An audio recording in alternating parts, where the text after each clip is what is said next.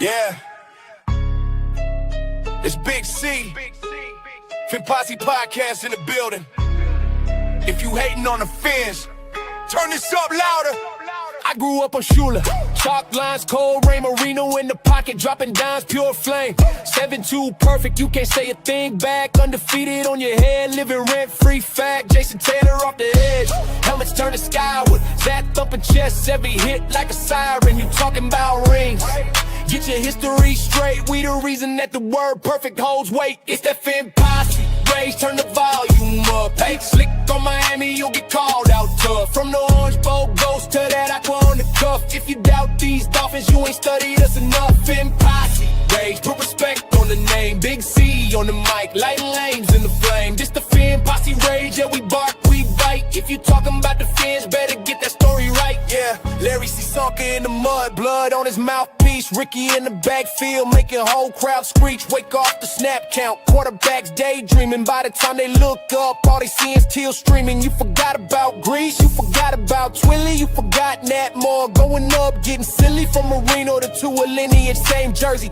We've been airing that thing out since before you that 30. Posse, raise, turn the volume up. Y'all slick on Miami, you get called out tough. From the Orange Bowl ghost to that aqua on the cuff. If you doubt these Dolphins, you ain't studied us enough. Phin Posse, raise, put respect on the name. Big C on the mic, lighting lanes in the flame. This the Phin Posse rage, yeah, we bark, we bite. If you talking about the Phins, better get that story right. This for the diehards, slamming doors on the loss. This for the old heads still quoting Shula talk. This for the kids wearing jerseys in June, waiting all year just to scream in the room.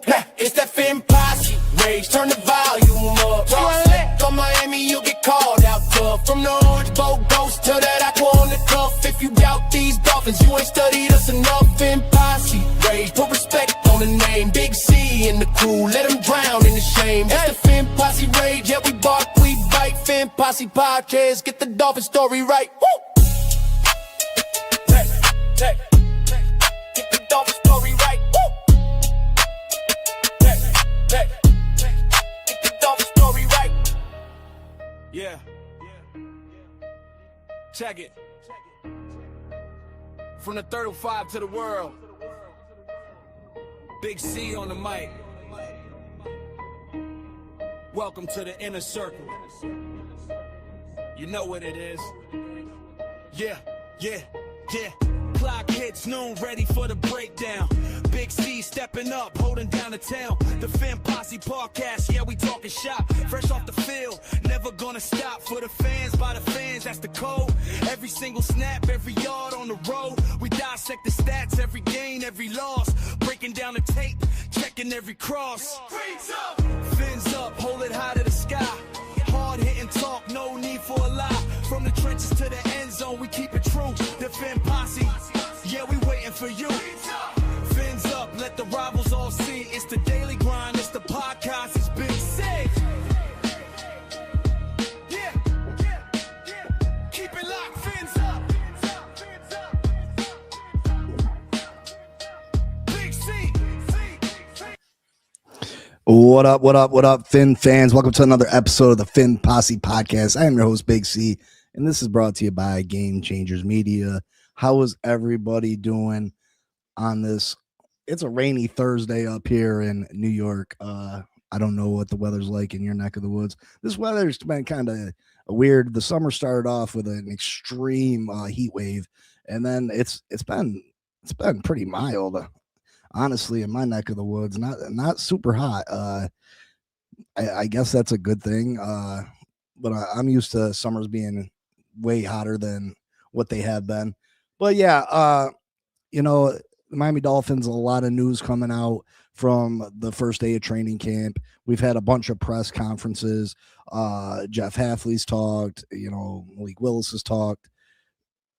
And listen, I keep feeling like the negative person in the room constantly, but I constantly feel like I have to defend my take. Now, from what I understand and from what I've heard and from the glimpses I've seen from training camp, the Miami Dolphins had a pretty good first day of training camp. Had a very good day. I would say probably the defense got the better of the offense because of the 3 turnovers. You know, very promising news about Chris Johnson's ability to cover. Jacob Rodriguez making plays on the field. You know, Kenneth Grant, Jordan Phillips creating stops. We've heard from Chop Robinson. A lot has transpired. But what gets me is the constant fan exaggeration and the gaslighting of this football team. Let's say our good mornings before we get into it too deep. Let's see who's in the building. Make sure you hit that like button, subscribe, comment, share. Also, you know, I'm super excited this year to be broadcasting the games with members of the channel. I think we're going to have a fantastic time. I'm telling you, I'm a hoot to watch the games with because I'm a passionate fan. And when the game's on, you know, and whether it's going good or whether it's going bad, you're going to get a very animated Big C. And I just think it's going to be a really good time. So I wish people would give it an opportunity, become a member of the channel, maybe gift some memberships to some fellow fans if you're already a member, so they can get an opportunity to try it out and see if they like it. You can always cancel. So I hope more people join us on Sundays for the games. It's going to be a really good time. But let's say Marcos, good morning. Marco says, dang, Big C, the injury bug is real in Carolina. Chris Brazel went down with a torn LCL yesterday, out 8 weeks. Yeah, I feel for you, Marcos. I really do. Chris Brazel's a wide receiver that I really liked out of Tennessee. He's a big, fast wide receiver. That definitely hurts your football team. I definitely feel for you, Marcos. Lombardo, what's up, brother? Miller, what's going on? Caleb Douglas was the right pick. Give me a break because he caught a couple passes. And that's exactly what I mean. Miller in the chat, gassing people up because, you know, Caleb Douglas caught a couple passes. Now he's the next Randy Moss, right? He's the next Randy Moss. Tuasa and Michael K says, damn, we were spoiled yesterday without having to deal with Miller. 7-10 win season. And Miller, you keep drinking that Kool-Aid and I'll take your money.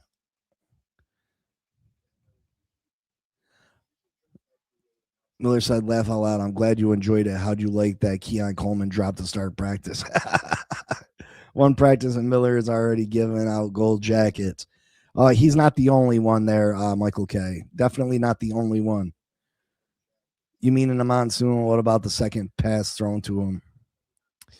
Miami first day of practice over the Bills. Halfley confirmed better coach than Brady. I mean, don't you think that's a wild statement to make?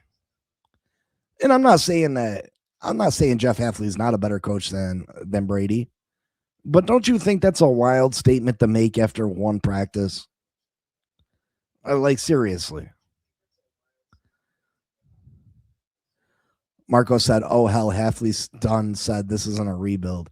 Yeah, Jeff Halfley did say that they're not using the word rebuild because he feels like that's demoralizing the players.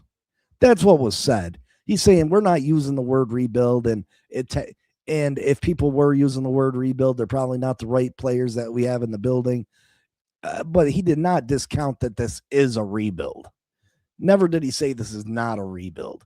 Matter of fact, there were some things that he said that I took away that he's absolutely agreeing that this is a rebuild.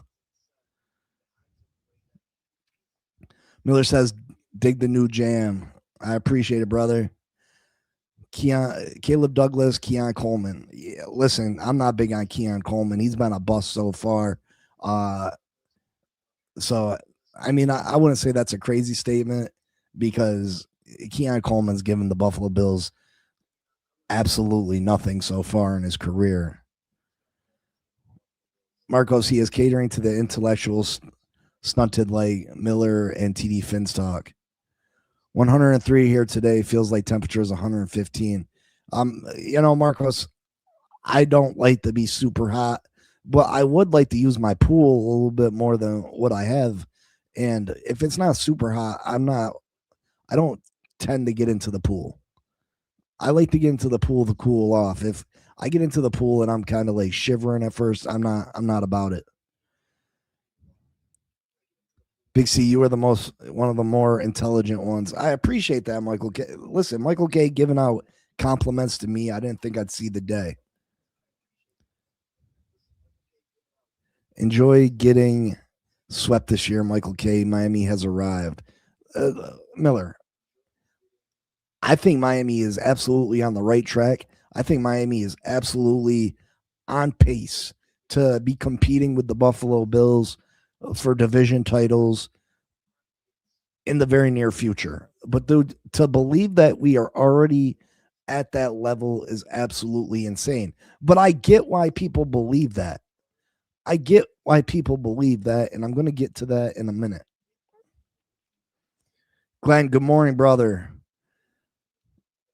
Miller says again, how do I collect Michael K? Laugh out loud. Most Bulls fans fade into the sunset when things go bad. Cap, good morning. And hey, I'm going to post the link soon. Again, I have to say this. I want to have people on. I want to go back and forth. I want to talk Dolphins football with all of you.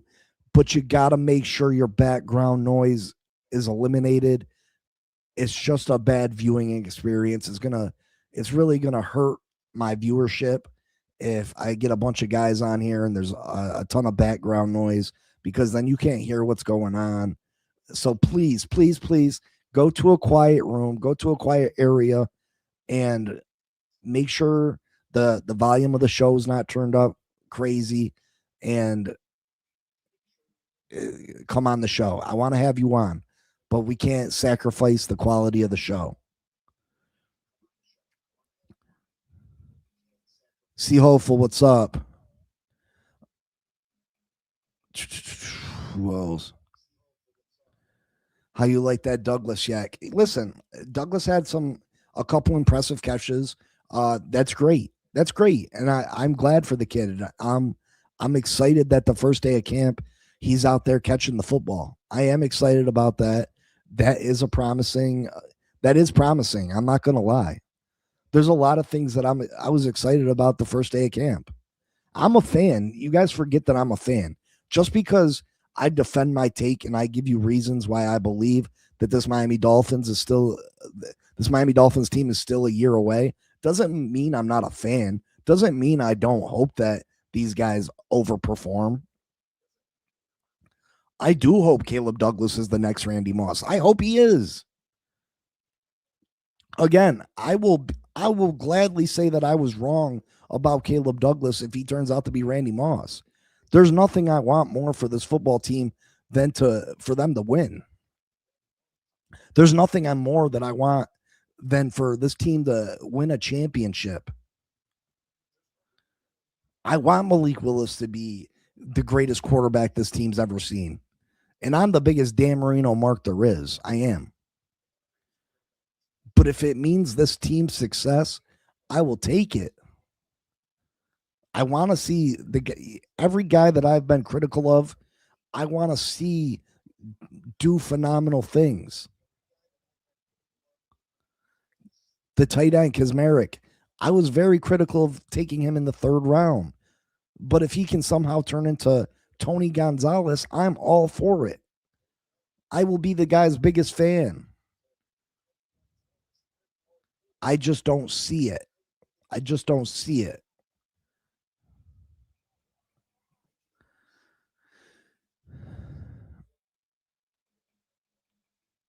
Miller, we try to tell, you're not telling me anything. You guys are taking one practice and jumping out the window with it. Now, was the first practice a good practice? I mean, for the most part, yes. The first practice was a good practice. Now, pads still haven't come on, so the offense and defensive line, which I think the offensive line is going to absolutely be a strength of this football team. So I'm not worried about that too much as long as they can stay healthy. But the pads haven't come on yet. And I just think certain people like to exaggerate how good of a practice it truly was. And it gets people more excited than what they should be. Now, I've said it a million times. This team's got talent. This team's got a bunch of young talent. They got a bunch of young building blocks. And Jeff Hafley said that. And it's, you got to dissect these press conferences. People hear the word win, hear the word, oh, we're not rebuilding, or they're not using the word rebuild. He didn't say they weren't in the middle of a rebuild. He said we're not using the word rebuild.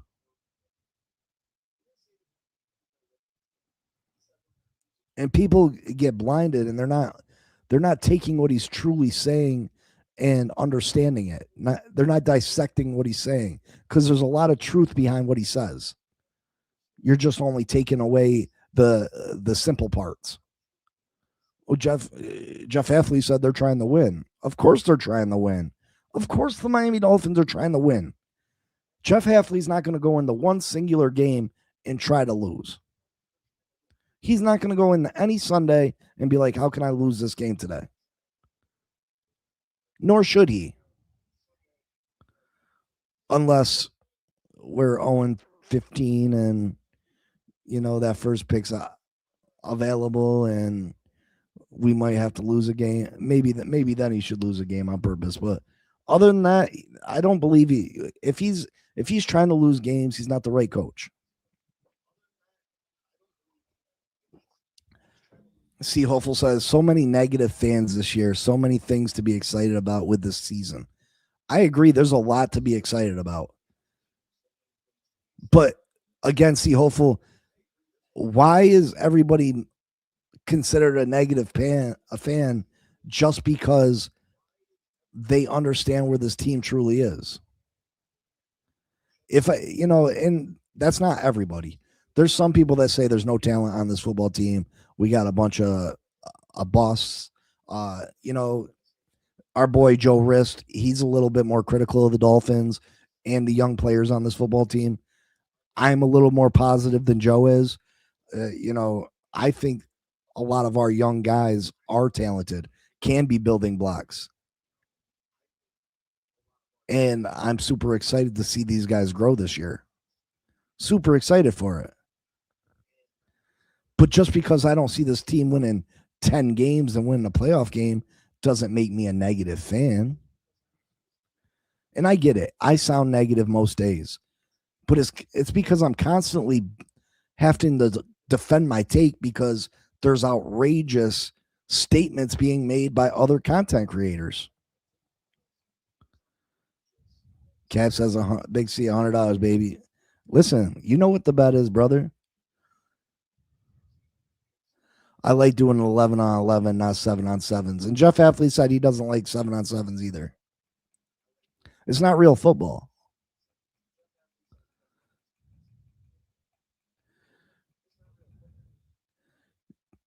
Dean, good morning, brother. Who else is in here? You got to get through this a little bit faster. The reason why people believe Miami will be good is the running game. If you can run and teams have to put extra men in the box, can open up the passing game. Yes, but if Glenn, if teams can jump out to a lead on us, it makes it more difficult to run, right? So it's a double-edged sword. If the Miami Dolphins can't stop teams from scoring the football, you can't consistently run the ball if you're trailing. Big C, how you feel about Chop Robinson putting on more weight? Yeah, they talked to Chop. They asked Chop about the weight. He said he did it to be able to set the edge, help in the run game. He said he feels like he's in the best shape of his life. Yeah, so I mean, if it makes him the better player, if it makes him a better player, I'm all for it. Like I said, anything that can help this football team, I'm all for. Chop was a little bit undersized, so if he put on 10 pounds of muscle, that can only help him. Chop's got talent. Chop's just got to be able to stay on the field. Chop's got to put himself in a position where he can stay on the field all 3 downs. Because if Chop comes off the game, it's impossible for him to make an impact. if you're consistently getting kicked out the game, I mean, how much of an impact can you truly have? He's got to stay on the field. Sean, what's up? Y'all ran good last year, and because the quarterback play wasn't good, y'all couldn't win enough games to make the playoffs. Hope all is well. Yeah, we ran the football pretty well last year. Do I think we can improve on the run? Absolutely. I mean, obviously Malik Willis is a scrambling quarterback. I think Malik Willis is going to add some rushing yards. I don't know how much of a better year Achan's going to have. You would hope that he can have a better year because hopefully the offensive line is better. But Achan had a pretty phenomenal year last year. I don't think he's capped out. I don't think that's as good as he can be. But how much better is Achan going to truly be this year? I do have high hopes, though. I do think we're going to have one of the top rushing units in the league. One practice, but take a look around the league. So much popped off. Miami already day one is operating like a better franchise. No cards called in, no fights, no BS. It was refreshing. Listen, Miller, I agree with that. I do feel like the culture has changed, and that's absolutely 100% positive. That's a great thing. Again, I am not the enemy of the Miami Dolphins fan base. I think that's great. I do feel like the culture has changed. One practice, and I feel like the culture is changing and has changed. I'm super excited about the Chris Johnson news, even though it's one practice. I'm super excited that Caleb Douglas is catching the football. But what I'm not excited about is the gaslighting of fans. Let's take a look, and let me make sure there's nobody else in the chat. Sean, I appreciate being a new member. That means a lot, brother. For real. Awesome. Thank you. That's awesome. I appreciate it, brother. I hope you can check in and watch some games with me on Sunday. It's gonna be a good time. Also, I'm gonna open up the chat here in a few. I just got to get through a few things. Bonnie, good morning. Bonnie says, every time I hear Halfley speak, I get excited. Listen, Bonnie, I agree that he is he is very good at what he does. He is very impressive when he gets on the stand, and that's refreshing. Coming off Mike McDaniel, that's super refreshing. I think most of us will agree that when Mike McDaniel got up and held a press conference, it was mind numbing, right? It just gave you like an instant headache. Like, just spit it out. Say what you gotta say. Spit it out.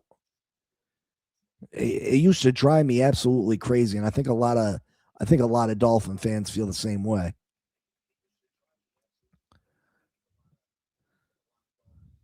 Big C, Dolphins ran well in a McDaniel scheme with some passing game threat that's gone in 2026. I disagree. I mean, I think Malik Willis is a better thrower of the football at this point than Tua Tagovailoa. Now, do I think he's more talented? I think he's got a stronger arm than Tua. Is he more accurate than Tua? No. But at this point, Tua Tagovailoa is not the same quarterback that came into this league. Tua Tagovailoa has injury issues that, for whatever reason, people they're keeping it a secret. They don't want to admit to the hip causing him the issues that he's had the last few years. And I get it. He's got this big contract that, he wants paid out. And I'm sure if there's got to be some kind of settlement for injury. So it makes sense for them to keep it a secret. But I truly believe that that hip injury is coming back to bite Tua in the ass. Make sure you hit that like button, please. Subscribe, comment, share. All right, let me get into it. Glenn says can't go off one practice because also we have the same energy, a bad practice. All right, let's see what Travis Winfield had to say about yesterday's practice. And I don't want to spend too much time on it because A lot of people have already seen this.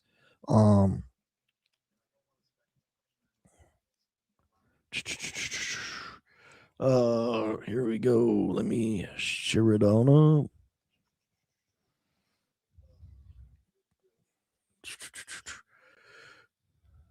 All right. First Dolphins camp practice is a wrap. Some notes. I thought the rookies popped. Jacob Rodriguez got his hands on 2 passes, including a diving BPU on a pass from Ewers to Atwell over the middle. His range, his coverage was on display. That's great news.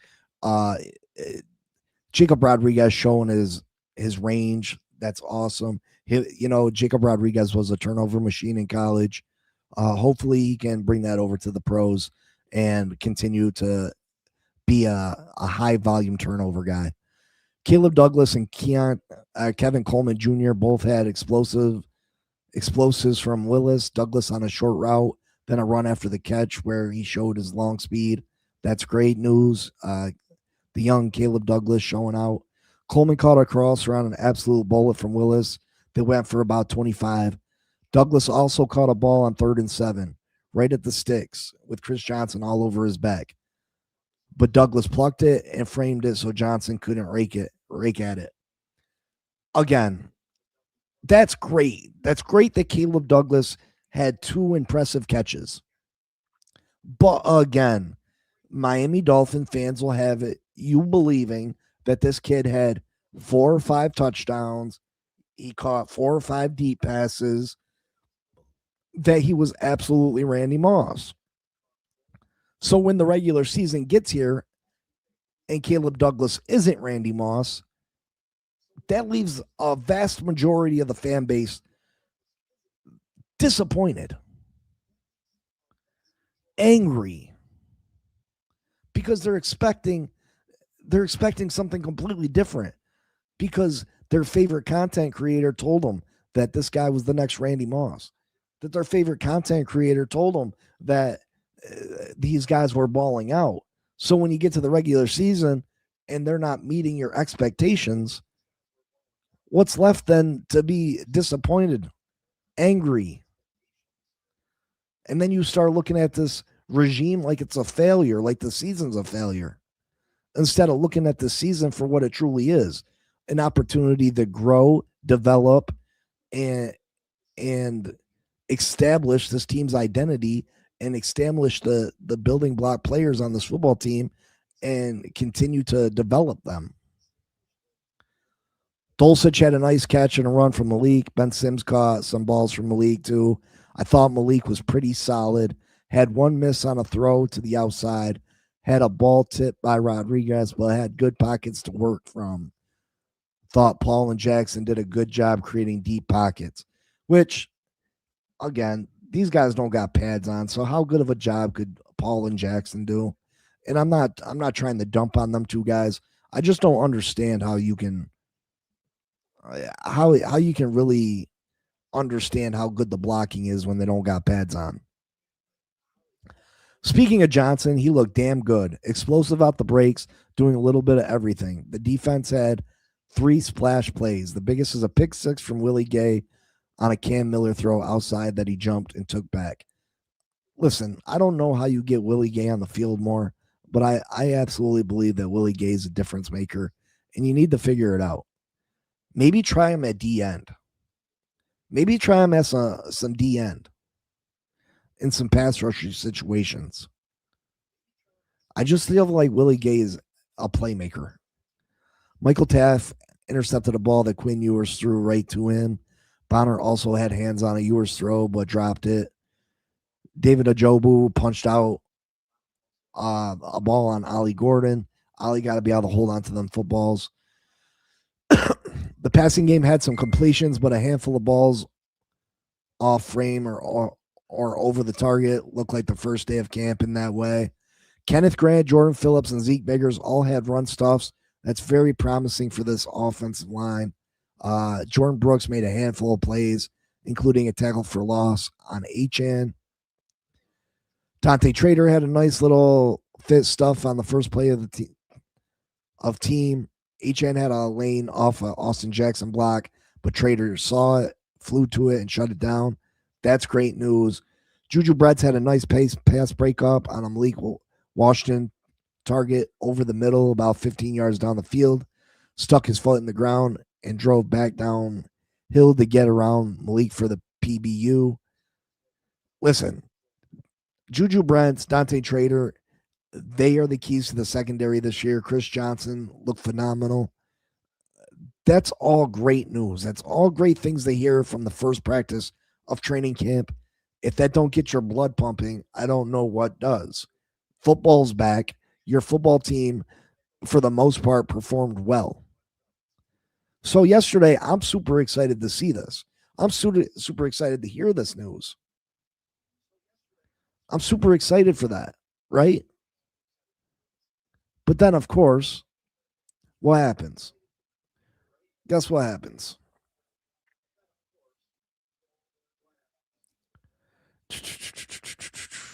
Oh, let me see. I didn't pull it up yet. Hold on.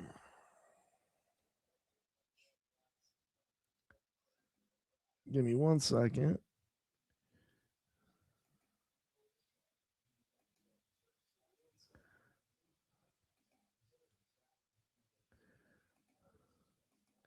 Let's go over what Isaiah Smalls.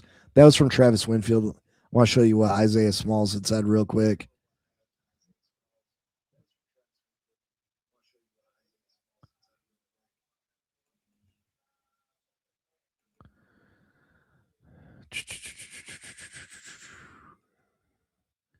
All right.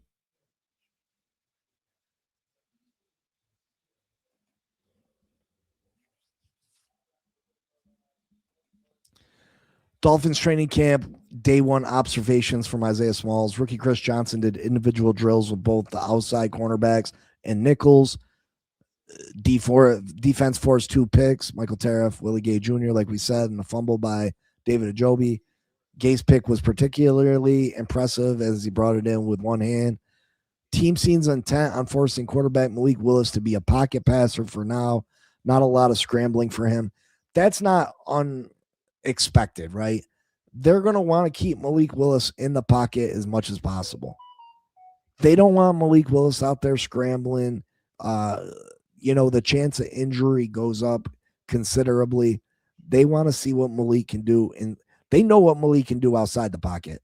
They want to see what he can do inside the pocket. No one-on-ones or 7-on-7s. Jeff Hafley's not a fan of 7-on-7s. Defense had a ton of pass breakups. Is that because of shoddy quarterback play or good defensive back play? Favorite offensive play, wide receiver Caleb Douglas extended for a 10-yard comeback at the sideline over cornerback Juju Brents. Think about that. Keep that in mind.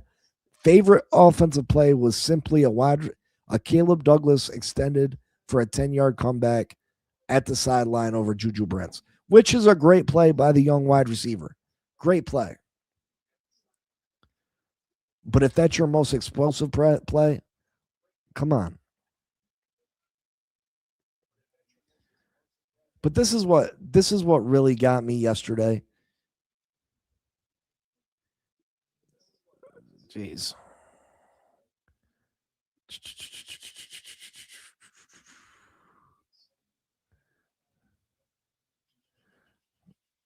Where is it? Where is it? Where is it? Where is it? Do.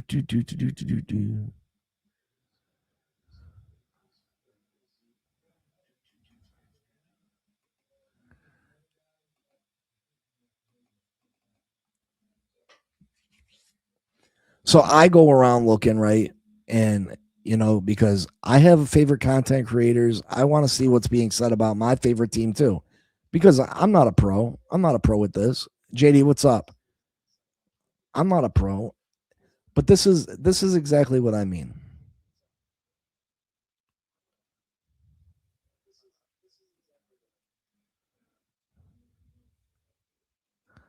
I go and I see this. Malik was a beast day one.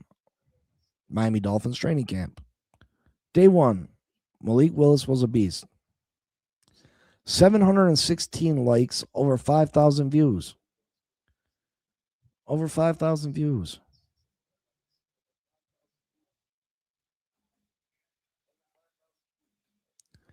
Now, if I'm going to look at Dolphins news and I click on my favorite content creator, I expect to hear some form of the truth.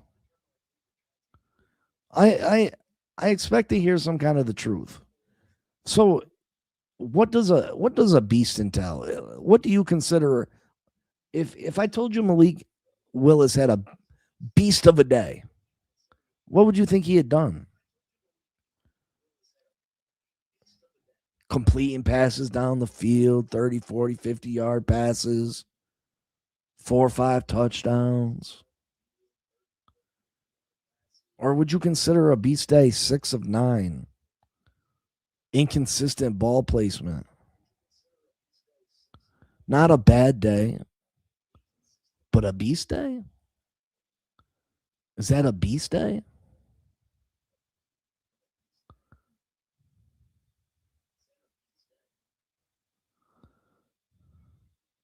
Six of 9 is a beast day?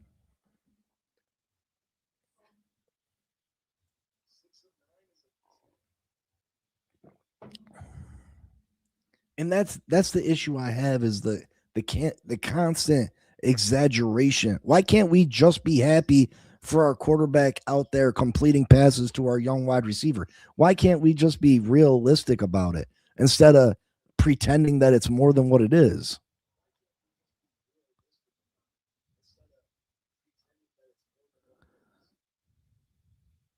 Raphael, good morning. Why can't we just be satisfied with our young talent making plays with each other? And we don't got to jump out the window and say beast or, I mean, why?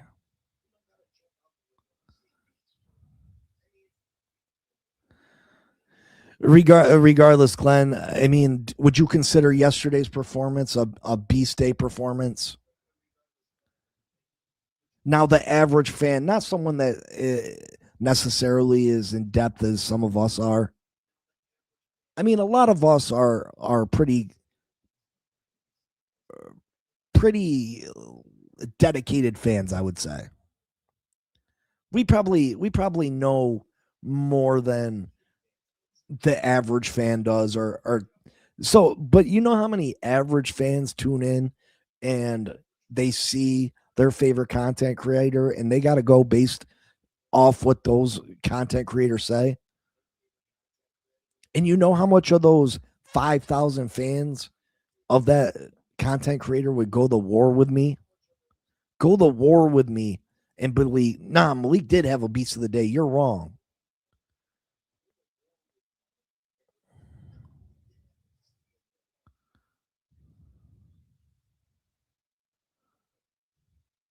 He was 6 of 9, completed some good balls. But again, 6 for 9 is not a beast day in my opinion. I'm gonna open up the chat. I just don't agree with the consistent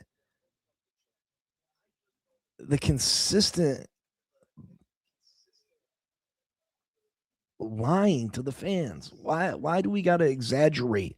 Why do we got to pretend something was more than what it was?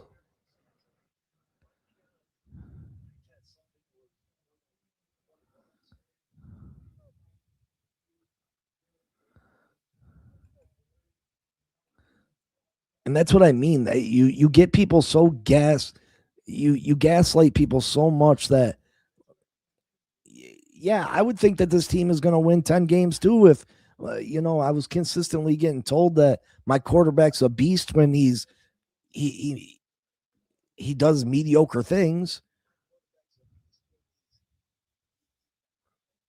You know what I mean? If you're telling me that my quarterback's beasting out every day, yeah, I'm going to think that something's going to be more than what it is too.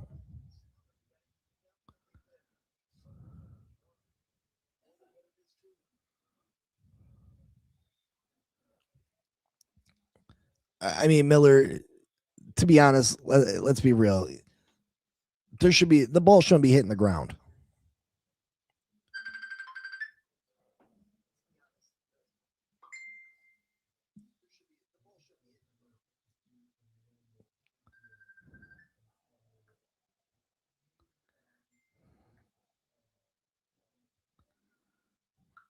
And I'm all right with the ball hitting the ground. It's not a bad thing if the ball hits the ground per se. And I'm not dissatisfied with Malik Willis's performance yesterday. I don't think he had a bad performance, but I do think it's bullcrap that we're consistently freestyling on what the players are doing. Just tell it how it is. Keep it real. JD says it's just opinion, not facts. I mean, nobody believes that's real life. That is obviously, clickbait. I mean, that's obviously clickbait.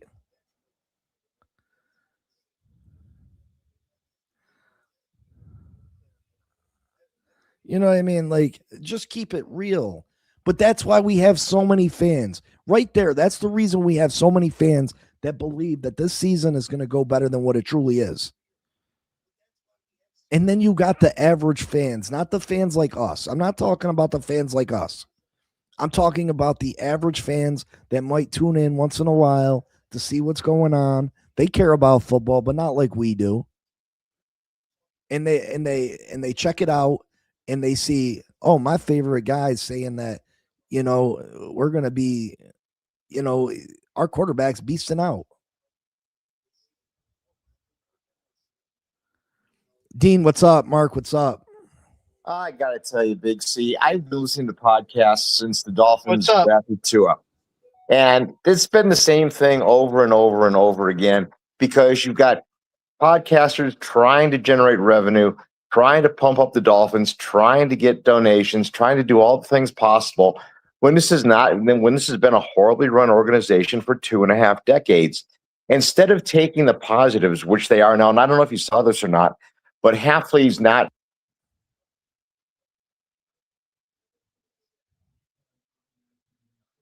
I lost you for a minute, Mark.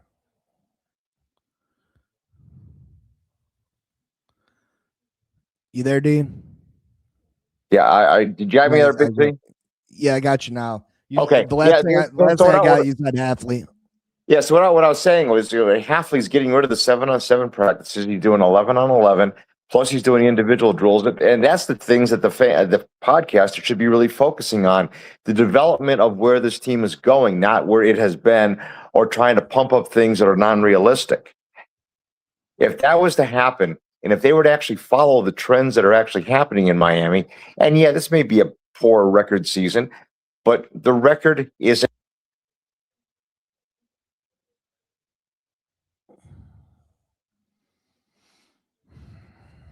Yeah, Mark's breaking up pretty bad.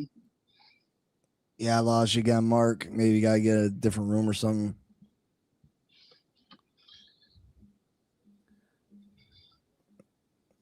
Yeah, listen, I'll give you a second, Dean. I just have such an issue with it because I get called out my face so often, out my name so often, being negative, not a real fan, a media driven fan, because I'm looking at the current state. We've all watched football for a long period of time. We've all been football fans for a long time. We know how seasons go. We know how it goes when teams, start over. That you don't just start over and automatically start in the playoffs. You start over, you build it up, and then you make playoff runs. Then you make runs at divisions. Then you start winning football games. You don't do that at the very first year, the very beginning. You know what I mean? I agree with you 100%. The thing is that this show's for real Dolphin fans, not casuals. What the other channels are trying to do is get that casual fan and get those views. They're trying to get the donations. They're trying to get everything else that's going on. And that's what they're doing. They're pumping up teams they're pumping up a team that honestly has failed for 2.5 decades. But what they're not looking at are the things that are actually happening now. A new coach, a new general manager brought in at the same time with the same core philosophy, getting rid of 7-on-7s, focusing on 11-on-11s and individual drills. These are the things that are boring to people. And the real football people see the value in it. But you got a lot of Yeah. people that are like, a lot of people that are up They there. want the Oh, we're going to fluff. win 10 games, etc. Oh, go ahead. I'm sorry. Yeah, they're just doing the fluff. To bring in the casual fans. That's what they're doing. But real football, fans are coming to Big C and understanding, but the casual fans not understanding what Big C's doing here. Dean, We've been at least fans for a it's long not time, and just the Dolphins fans. It's the Bills fans too. You listen to a Bills podcast, and you've got all the lunatic delusionals on there. Oh, we're going to win a Super Bowl. We're going to do this and this. This guy that has no NFL experience or did nothing is going to be a great player next year. It's sickening to listen to be honest with you. right. So Well, the build up the fan base here is that you got to let the casuals know. This is if you're here for a casual fluff update, then you need to go to a different channel. Yeah, go ahead. I need people to start everything that you subscribing do. and stuff. You know what I mean? Liking the channel and stuff because I'm trying to get some of them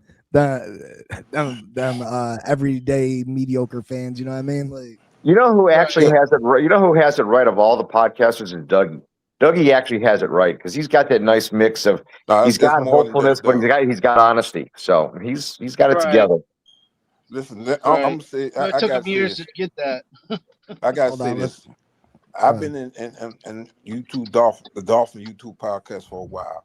It's more than just one. It Big C, you doing your thing. It's some other ones out there. They're doing their thing. The thing that you got to understand is that there are different podcasts out there. Some of them are doing their thing their way, and that's not the same as others. So at the end of the day, I'm going to say it like this: there are many Dolphin podcasts that are doing it right. They're doing it right. It's just that they do it different, and the other people don't understand that because they look at the Dolphin community different. So, so I'm gonna say it again. And I understand what you're saying, Mark, about Bills fan and some of the other 31 teams out there, or 30 teams out there. Everybody does their thing different, but at the end of the day, you don't down people because they decide to go with one podcast and not another. And I'm not I just saying want them to be intellectually honest. Mark, That's all I'm looking for. Mark, let me finish, please. Let me finish. There are people on different levels watching Dolphin podcasts, and they pick the ones that they want because that it fits them where they can learn more about their team.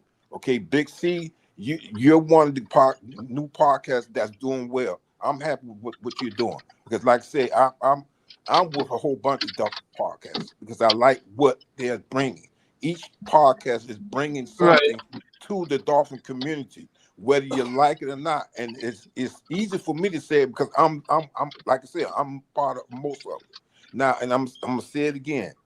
You have to. The most important thing I'm gonna say to you, Big C, is understand and realize that the reason why some people may disagree with you is because they are how should I put?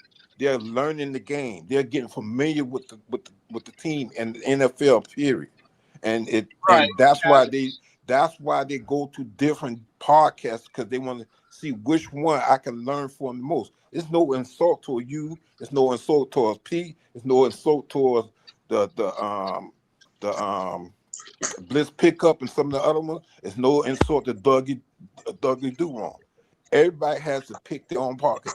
Dougie Duron does not have a panel, but yet he's doing well and he's going to be he's successful.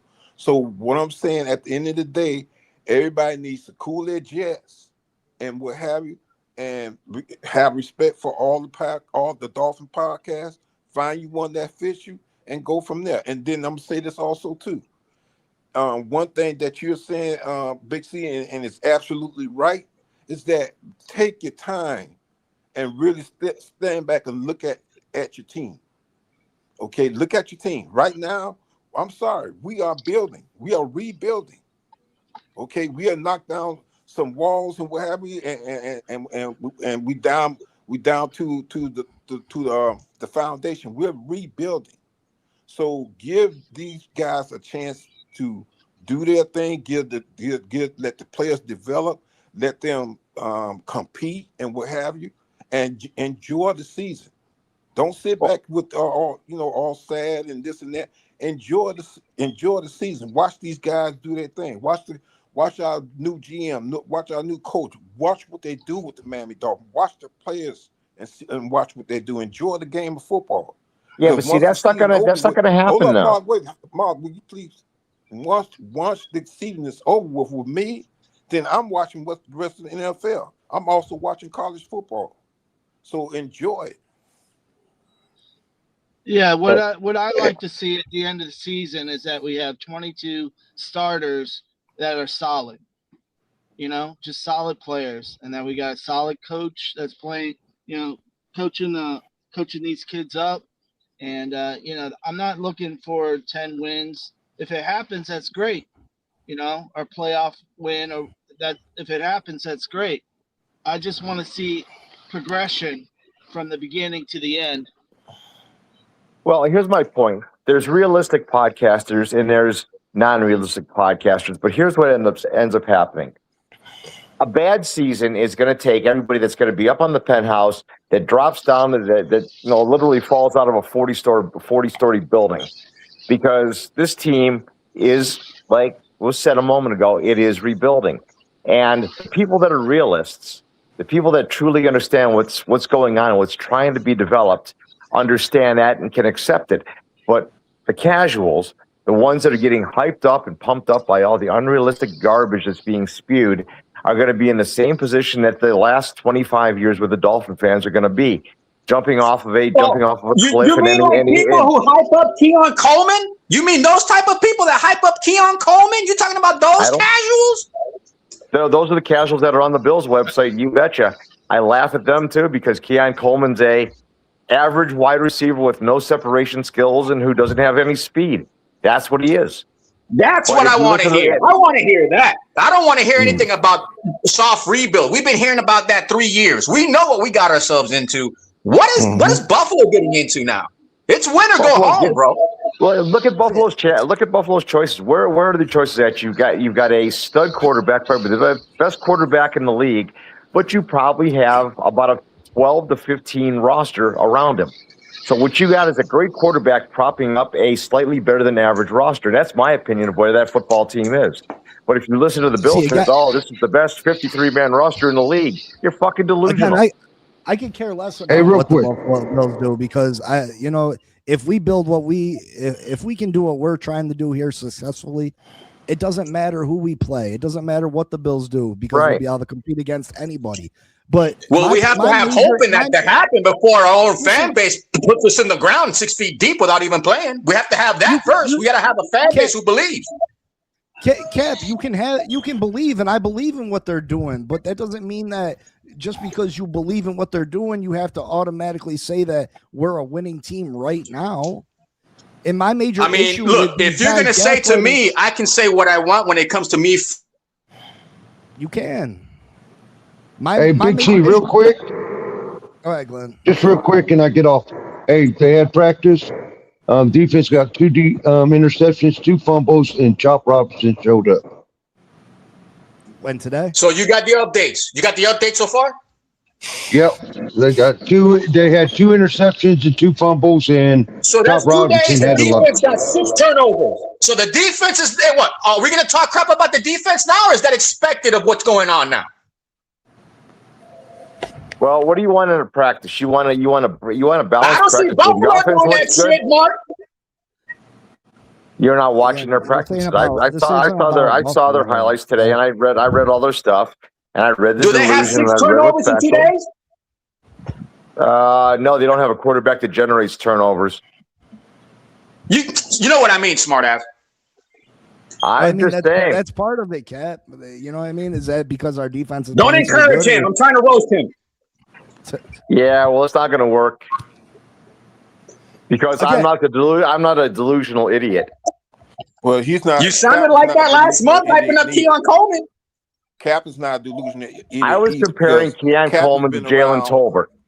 That's all I was doing. Wow. So he's and that's where your mistake lied. Where's my mistake? Where you look at Jalen Tolbert's stats over his career, and Keon Coleman's stats over his You career. guys keep shortchanging this receiving core. They're the same guy. They're the same guy. You guys keep shortchanging this receiving core. Because for justifiable reason. Cap, you have no justifiable reason when you don't have a receiving core. What's that have to do with that? Just because they doesn't make. Why are you constantly defending him? I'm not defending him, but what you're saying. It kind of sounds like you are. What you're saying doesn't make sense. You're saying what you're saying doesn't make sense. It makes us have. You're telling me I can support and I can feel the way I can fan, but then you tell me, oh, just don't hype up your expectations. What the hell are we doing here every Sunday then? You cheer for what we have. We cheer for what? To lose? No. I'm cheer not for development. I'm not telling you that development. Get the F out of here with development. We cheer to win, bro. You haven't done that in 2.5 decades. Well, that's irrelevant. Try something different. When the last time the Bills won a Super Bowl? Well, Thank you. Last time the Dolphins won a Super Bowl has a player alive. No. Had a perfect season. This conversation is going nowhere. You really got to focus. Seriously, you ought to focus on what you currently have. It's not going nowhere because the way you jump on these panels, I give you credit. You do have some knowledge of ball. But the way you jump on these panels and try I've known him long enough, Mr. Polk. You've known him long enough. You know what he's doing. Of course I know Mark. You know what he's doing. I know exactly what he's doing. Vince C might not know that, but you and me both know what he's doing. Michael K, another good one. I'm just telling you, I think you guys are on the right track. I think you're doing what needed to be done. You ripped off the Band-Aid, and you brought a GM and a coach in from the same system that are developing a team the right way. How am I attacking your team? Well, you know what? I'm gonna live like Big C. I'm leaving like this. What Cap just said, I agree with. I'm gonna say this: you got fans out there that do have hope and love for the team where they see any little bit of good thing going on, they're gonna be happy about the team. There's nothing wrong with that. It's nothing wrong with that. They're entitled to feel that way about their team, and don't put people down. And I'm not saying you, Big C. I'm saying this in general to any of the 31 teams. Don't come on the chat rooms and panels and put fans down because they have some kind of hope for their team. Yeah, especially after the last 6 years. Especially after the last 6 years. I wouldn't hope anybody would get to that level. There's nothing wrong with that. And I want to bring up one point. You talk about getting 4 turnovers today, which is they're going to tell me not to believe, but you wanted to force feed me a Tua narrative for 6 years that didn't do jack shit. I didn't force feed you a Tua narrative. I told you that guy was garbage right from the get-go. I'm just saying. Let's cut the semantic samurai stuff out of here, bro. You're gonna tell me, you can hype up your team, but don't have your expectation level set. But then you want me to hype up my expectations with a guy who didn't do jack shit for us and took all our money and left. What I'm saying is, you guys got 4 turnovers today, so that says 2 things. The defense. How many did we have yesterday? It also said the offense had an awful day. You got to remember when you're practicing against your own. If one unit excels over the other, that means that other unit played badly. No, I mean both these can be true. I'm not saying that's not a problem either. Not generally so much. Yeah, but I mean, like everybody says, the defense is expected to do that good. Well, crap, I'll take what I can get at this point. But nobody's seen the running game yet because we want to see what we have in the past. Until I see the run game get efficient during training camp and I see all cylinders firing up, then we can cook. But from what I'm seeing in a limited basis from the receivers, I'm happy. Be happy. That's what limited you're supposed basis. to be. That's the key word. Limited basis, because we're doing basically everything defensive scheme right now. Like we have to see what we have on defense. We have to. Right. I want to see who threw the interceptions today. Was it Willis and yours, or was it Gronkowski and Miller? That's what I want.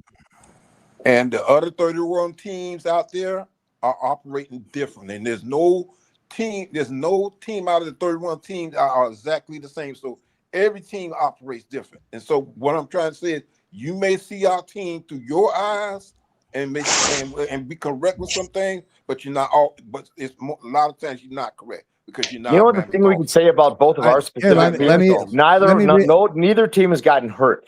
Look at the team. Look what's going on in other camps. You got players holding in. You got players that are out for the season. Look at the disaster that's happening just in the first day and a half of camp. Let me read today's notes from camp. Thank you. Putting them on the screen right now. And all right, Dolphins camp day 2 in the books. Biggest takeaways today was the intensity of the practice. Every play highly contested. That's great. High strain, plenty of EBS and flows in practice. Run game sprung some chunks, including a handful of inside HN runs with Jonah, Brewer, Proctor getting surge. But there was a handful of stack up inside as well. Sealer, Grant, Phillips, Matthew Butler came off a handful of piles celebrating their success. That's also good. I think my favorite play of the day was a long Ollie Gordon run. Could have been 70-yard touchdown. Paul pulled and widened it. Proctor pinned it. Paul also a beautiful pass pro rep on Chop where he sat him down. Chop did get around the right side for a pressure on a beautiful throw from Malik Willis where he threw across his body 25 yards down the field to Malik Washington. The best throw from Malik was a back foot fadeaway throw that he lofted 40-yard ball to the sideline to Atwell on the sideline, but to a 2-2 couldn't squeeze it. There was a handful of drops, a few that led to picks. Zane Anderson and A.J. Green had deflection picks. Malik threw a pick on a wheel to Dulich, and Roddy Harrison was all over it. Jacob Rodriguez got another peanut punch on Achan in the first period. Achan had some nice runs, including a beautiful cutback, but that's a forced fumble and 2 pass breakups for Rodriguez in 2 days. That's phenomenal. Let's go, baby. Jordan Brooks was awesome again. Send tweet. Chris Johnson also had a forced fumble play, the run off the edge. He knifed in and punched the ball free from Gordon's hands. That's another fumble on Gordon. David Ajobu had a lot of pass rush success. He was in the backfield regularly with some nice reps and angling back to the quarterback.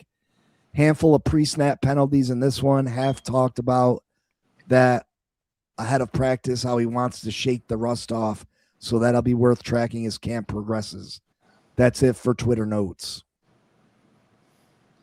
So again, we were able to run the ball well. Seems like Malik had a couple picks, but I'm not even mad at training camp Malik throwing picks. You know what I mean? Like you're trying a bunch of different things that you're seeing what can work and what's not going to work. You know what I mean? You're trying to figure out what you can squeeze in and what you can't. I think the big news is Jacob Rodriguez obviously coming up with turnovers. If he's going to continue to get the ball, get his hands on the ball and create turnovers, he's going to play. Jordan Brooks, awesome again. That's great news. Another positive note for Chris Johnson. Malik Washington showing up today. But yeah, I mean the defensive backs, a bunch of guys that they're fighting for on that depth chart, you know what I mean? At the safety position for sure. It's competition all around. But another good competition.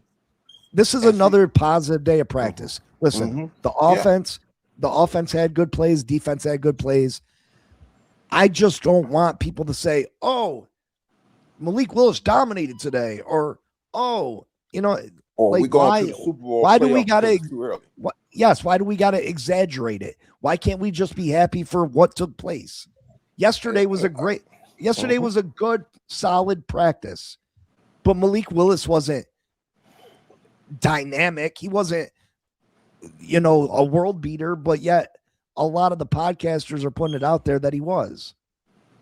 And again, the casual fan will get their hype up, and they will expect a lot more for this team than maybe someone that knows a little. Cat in the Hat's going to be out there Sunday. We're going to have people out there this week also, so we're going to know the truth like we always do because this is what we're forced to. Like, it's not no knock to the beat writers, but we rather see it for ourselves. And we got fan bases out there that don't compare to what we have as far as intel. But we got boots on the ground. And it doesn't mean they're necessarily telling the truth neither, though, Kev. People are blind. I'd rather believe the people we know as opposed to the beat writers who have invested interest. And we've seen that the past 5 years, especially with the agent and beat writer connection. Come on. Yeah, I mean, listen, I can't disagree with that to a point. You know what I mean? But Cap, you know enough about football, and I'm not telling you not to be hopeful. You can hope, but in your heart of hearts, do you honestly believe that this team is a playoff contender? I don't know that. You don't know that. We don't know. I can't say yes or no. We don't know. We don't know what we have. With the way that this team is put together, in your knowledge of football, typically first-year head coaches, when you've replaced the general manager. The percentages, I'm not going to argue the percentages. The percentages don't work in our favor when it comes to a turnaround, a regime, coaching change, new personnel. It's not rocket science. We know it's far from becoming a solid, playoff contention team. But man, like, we're starting from scratch, and people don't want to hear that, but we basically are. Not only that, we're going in a different direction as well. And I'm gonna say this also, and this direct towards you too, Big C. Big C, with what the way you doing the podcast, I'm gonna tell you the truth.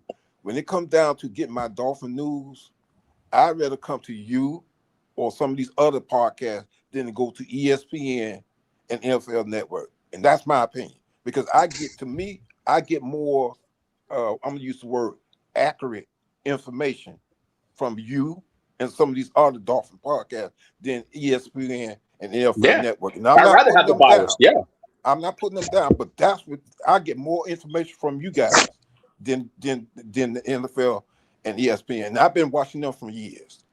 Yeah.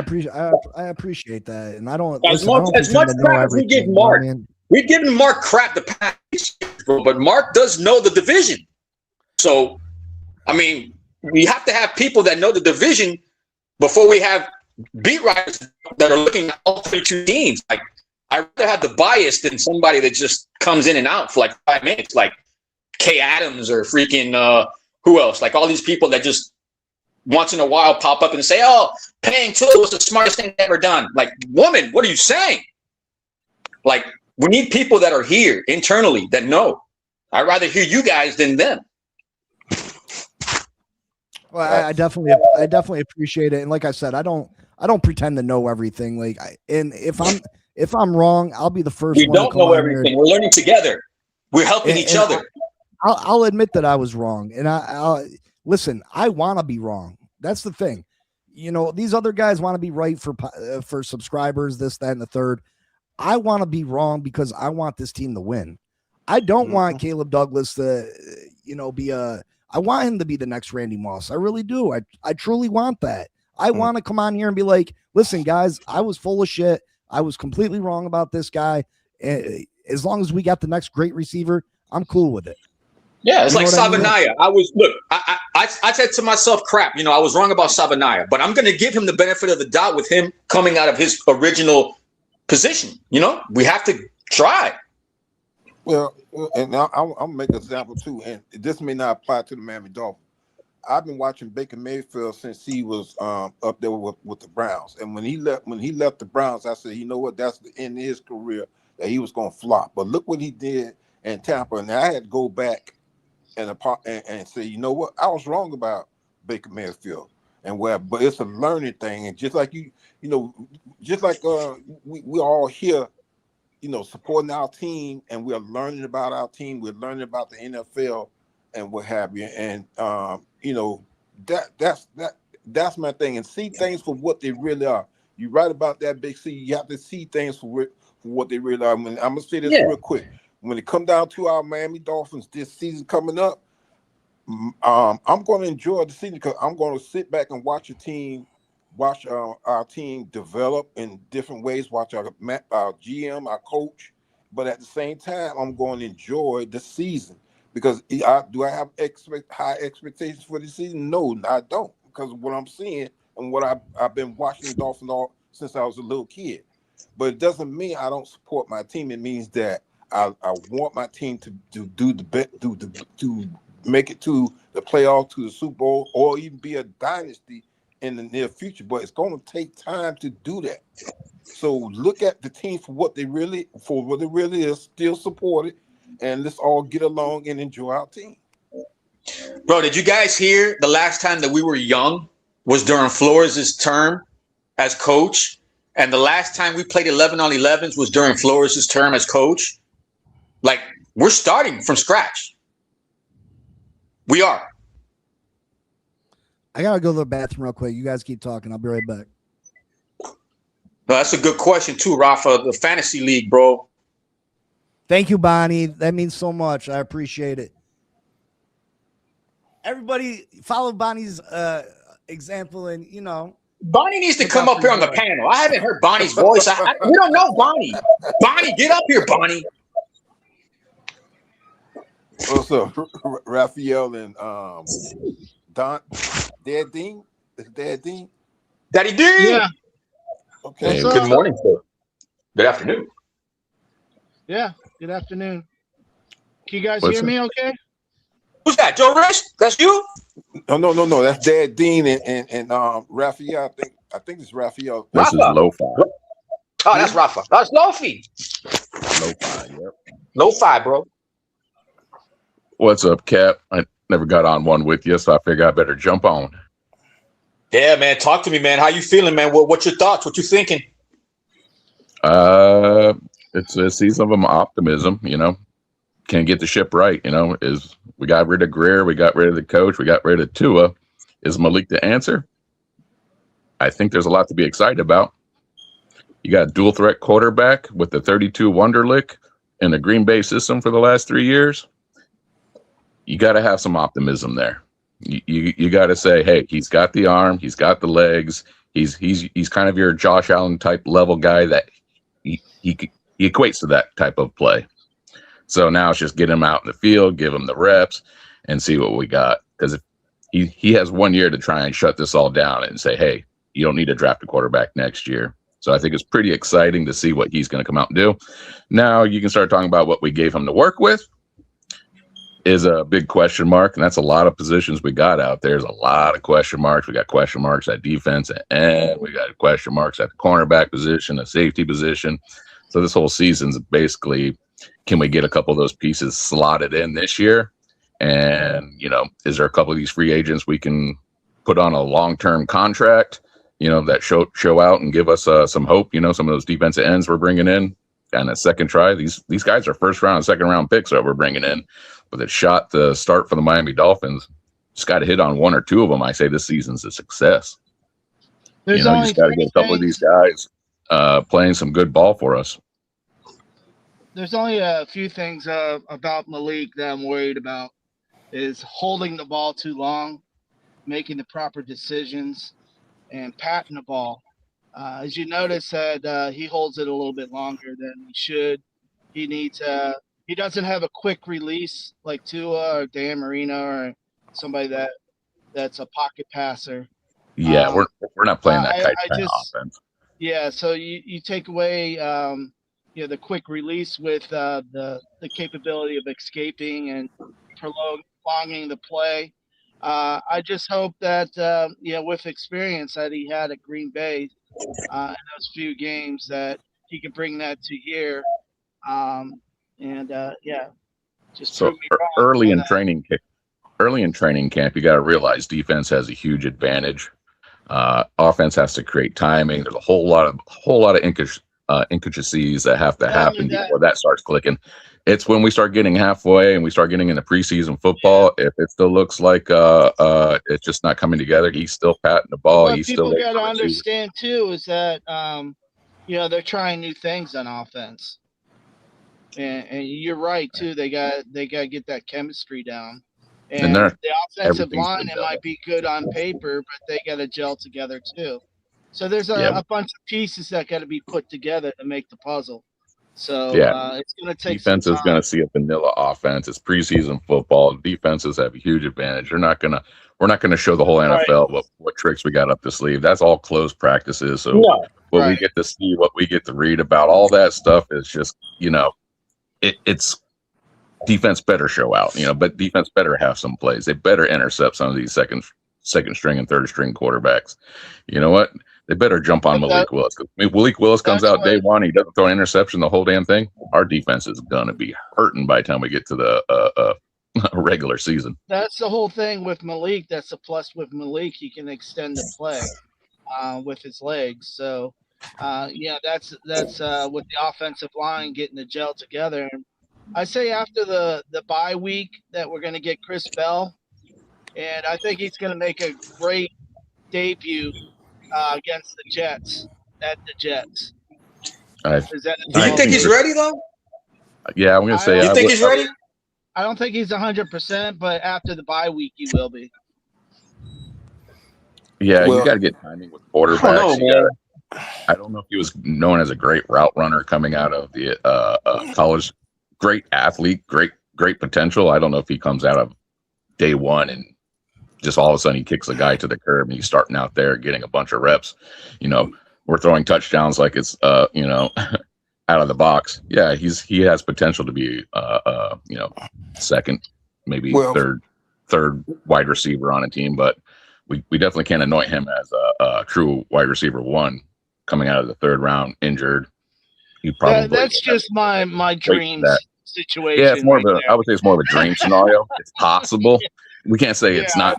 Nothing's impossible. There's plenty of stories in the NFL, but if you look at the law of averages, most you have say like Caleb Douglas. If you just did law of averages, most fifth round, he was graded out fifth, sixth round wide receiver. I think for most people it was a consensus. We draft him in the third round, so it's like a Chris Greer moment. Like, aha, we're smarter than the rest of the room, and he's going to come out and turn out to be a true wide receiver one. Is very highly unlikely. Just like Chris Bell, he was never slotted as a top 3 wide receiver in the college football ranks, but he was a steal at the end of the third round. Why? Because he probably has NFL starter capabilities. So he's someone that can contribute to a team. He's not a special teamer. He's someone that could develop into, a number 2 wide receiver is probably like a ceiling. Maybe we could attribute to him.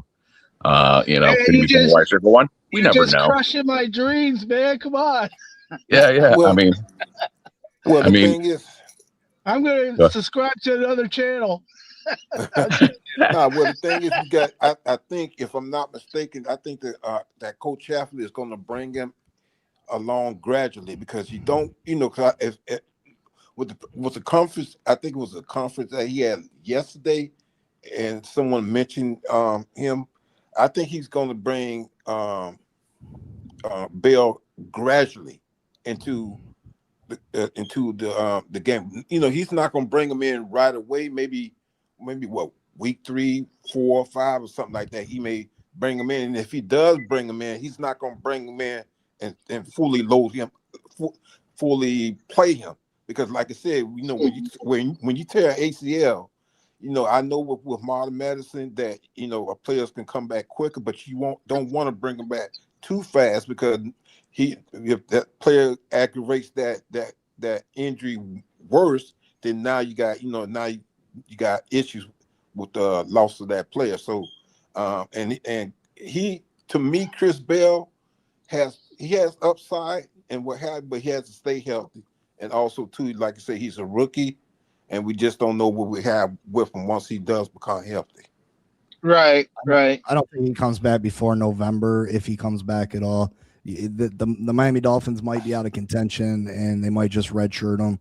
What's the sense of bringing him back, pushing him? Right. Exactly. You know what I mean? Exactly. So I think there's a good chance you might not see Chris Bell at all. I'm all right with that. But I do like he probably missed. I do like what Malik brings. He's when you start looking at the greats of football, usually their Wonderlicks are in the 30s. He's like one of the last people to test in a Wonderlick. So you got a dual threat quarterback with something between the ears, 32 Wonderlick. So that means you put him in Green Bay, which is very known for developing quarterbacks, and put him into a system and grind him out in 2 or 3 years, just like Jordan Love before him. That's what I'm most excited about this year, is to see what Malik Willis can do. Yeah, I agree with you. We just need to get him more weapons, and I think that's going to come next season. We got to work on the trenches and the chemistry of both the D-line and the offensive line, and get that down and run the ball more this year, and just weed out the players that are not cut out for this team. But I'm So very impressed with J-Rod. I mean, with the peanut punch, man. On practices, wow. So one of the things I think to be optimistic about when we're looking at the offensive line, normally when we're running with the McDaniels, we're running a wide open gap scheme. We might be doing a lot of more power gap, because if you look at our Right. from Patrick Paul to Proctor to now Jonas Adonai-Abaya, when you actually look at his scouting reports, he was athletic enough to play in a wide open scheme, but he was actually slated to play more of a power gap scheme, which basically you're just trying to push the guy in front of you. Now, if we have him just pushing the guy in front of you, I think Jonas Adonai-Abaya is going to have a breakout year. He's going to look a lot better. If we're going to go into a lot of wide zone concepts where we're going to try and drag everything to the sidelines, which is what was given to us the last few years. When you're looking at what was given to us, they took away the middle field, shut down Tua, so we didn't run it to the middle. We ran it to the edges. Who do we have? Achane. Nothing more beautiful than Achane running to the edge. Perfect fit. That's what defenses gave us. That's what we took. Now we're running. Everybody was questioning the Patrick Paul selection with Daniel era. Yeah, his athletic profile. But he fits in perfectly with this. You can look at him. We kind of got hybrids. Patrick Paul's a hybrid. Proctor's kind of a hybrid that can run both wide gap. Jonas Adonai-Abaya technically was supposed to be a hybrid where he can play in both systems, a wide gap, which didn't work out very well for him last year. But hopefully, we're going to see a lot more of him this year, positive. And then obviously Austin Jackson is more of he's more of a true wide gap type. But you're playing right tackle. He's proven he's done pretty well in the run game. He's a nice solid average, solid just right tackle if he can stay healthy. What's your guys' thought on Austin Jackson being traded? I don't think it happens. Well, let me double down. Let me double down on that question real quick. Do you think Caden Proctor should be played at guard, or do you think they should have just started him straight at tackle since he's the future right tackle of this football team? He may be the future right tackle. I guess that's still a question mark in my mind. That's a good question, because from what I know of Proctor, he played different positions in college, right? No, he never played nothing but left. Well, with Austin Jackson being available, then plug him in as guard. But if we trade Austin Jackson, then put him at tackle. I don't think we're going to trade Austin Jackson. I think we're going to keep him. And I'm going to be a little optimistic and say if he stays healthy, I think he can. Right, he can do very well. Well, Jonah, he's been so-called put back in his natural position, and this is going to be a do or die for him, because he's going to have to really play well this season because of the way he looked last season. And when I say this, I'm not putting down McDaniels this year. No excuses this year for Jonah. And see, my biggest. No, go ahead. Go ahead. My biggest issue is, and my biggest worry is that Austin Jackson gets hurt again. Caden Proctor gets thrown over the right tackle with a position he's never played before, and he struggles there. Yeah. I felt like we should have got him as many reps in the preseason, in off season, and got him accustomed to that right tackle position, and threw Austin Jackson over at guard, because Austin Jackson's probably done after this year with the Dolphins. Let's be real. Yeah. So I would have rather moved. And Austin Jackson has experience at guard. Trade him. Is there a world where Proctor ends up becoming a left tackle? There's a world where people don't want to admit that it's a possibility. I mean, if he's clearly an upgrade at a position, could he possibly win the job at left tackle at some point? And Patrick Paul turns into a guy that's not, There's a possibility that a situation happens like a Laramie Tunsil situation. Correct. Where they don't want to pay Patrick Paul, and they could get multiple first-round picks for a Patrick Paul. Correct. I mean, we got to remember Patrick Paul wasn't one of their selections. Right. Not that they wouldn't love to keep him, but I think if they, if there's a world where Patrick Paul wants $130 million, and there's teams calling and they can get a haul like they did for Laramie Tunsil, why wouldn't you do that? That's the whole thing that confused And that might be why he's me playing about, left guard. what confused me during the draft is that they got Proctor. I understand he's a great player, but on the offensive line, potentially, but they should focus more on getting a right tackle. Yeah. Well, that's why, with Hapley and what have you, I think what they're doing basically, and we may not understand and agree with it, but I think that he's getting the players that he feels that's going to fit the scheme of the team, and they may not be. No matter what position. They may not be. How should I say, like top? The diamond players that we want and what have you, or that we think we should want, but at the end of the day, he has to prove to the Dolphin Nation and the NFL that with the moves that he made, that he's correct with what he's doing. Because to be honest, I was on this Phin show when we selected when we did the draft, and I was angry with the 3 wide receivers that we picked up because I said I don't recognize none of their names, and what have you, and I was upset about that. But then as time went on, I started paying more attention to how Hapley is moving and what have you. I said, okay, I understand that. So now, to me, what he has to do for me is prove that, okay, these moves that you made, that you develop these players, and you're not going to be able to do that with all of them, but prove to me that you made these moves for the right reason and what have you. So that's why, again, I'm not putting down my team. We are building. So let's just, like I said, just sit back, enjoy, and learn, and go along with what they're doing, and see how things work out.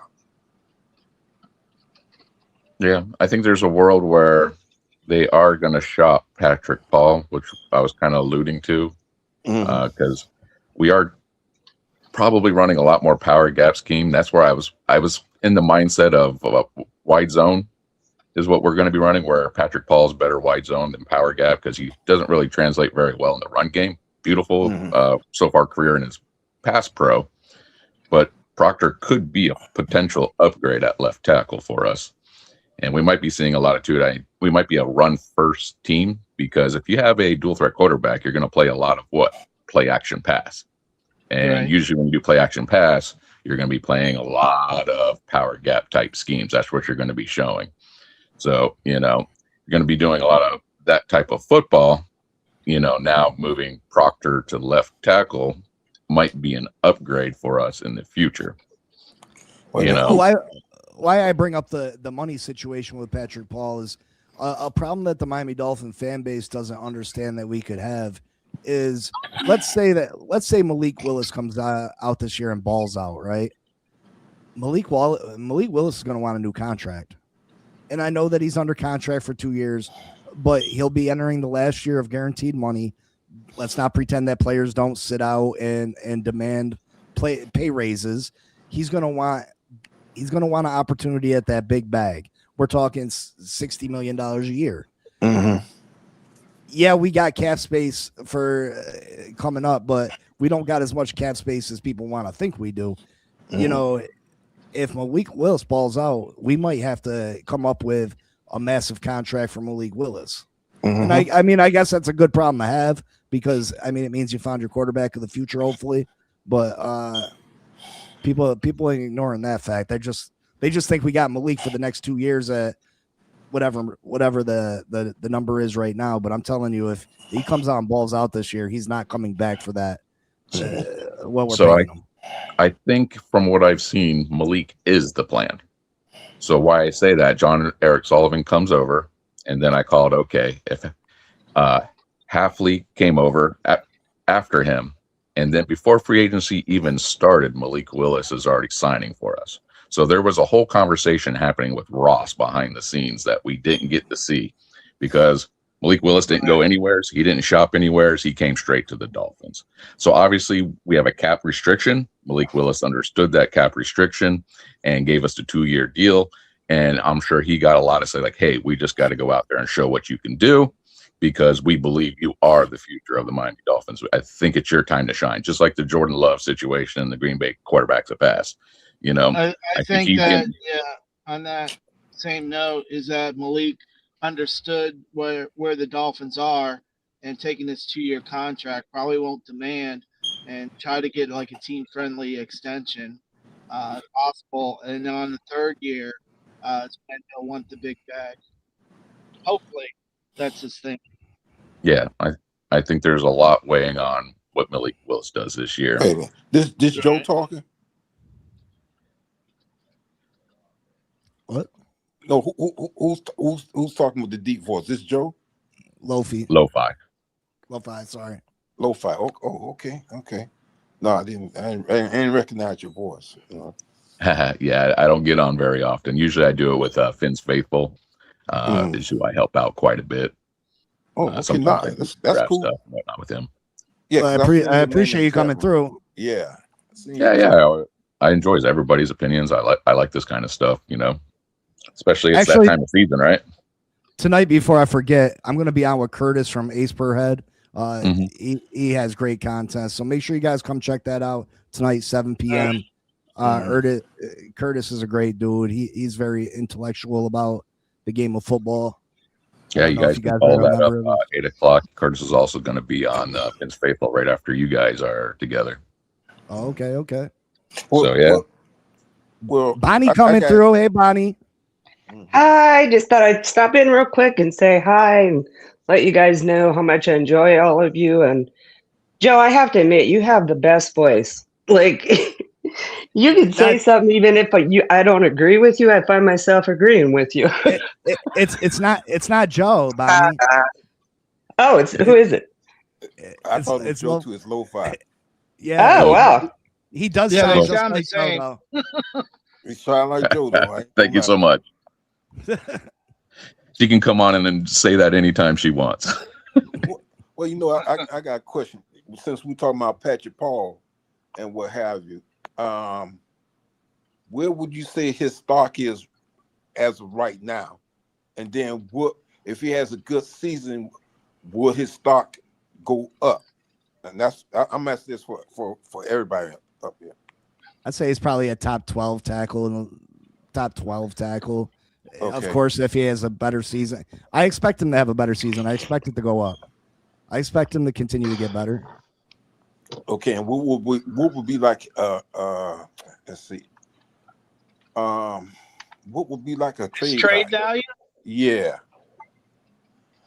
It'll be pretty high considering there's not too many good offensive linemen in the NFL. Yeah, depending on what he does this year, I mean, Mm-hmm. he could garner 2 firsts.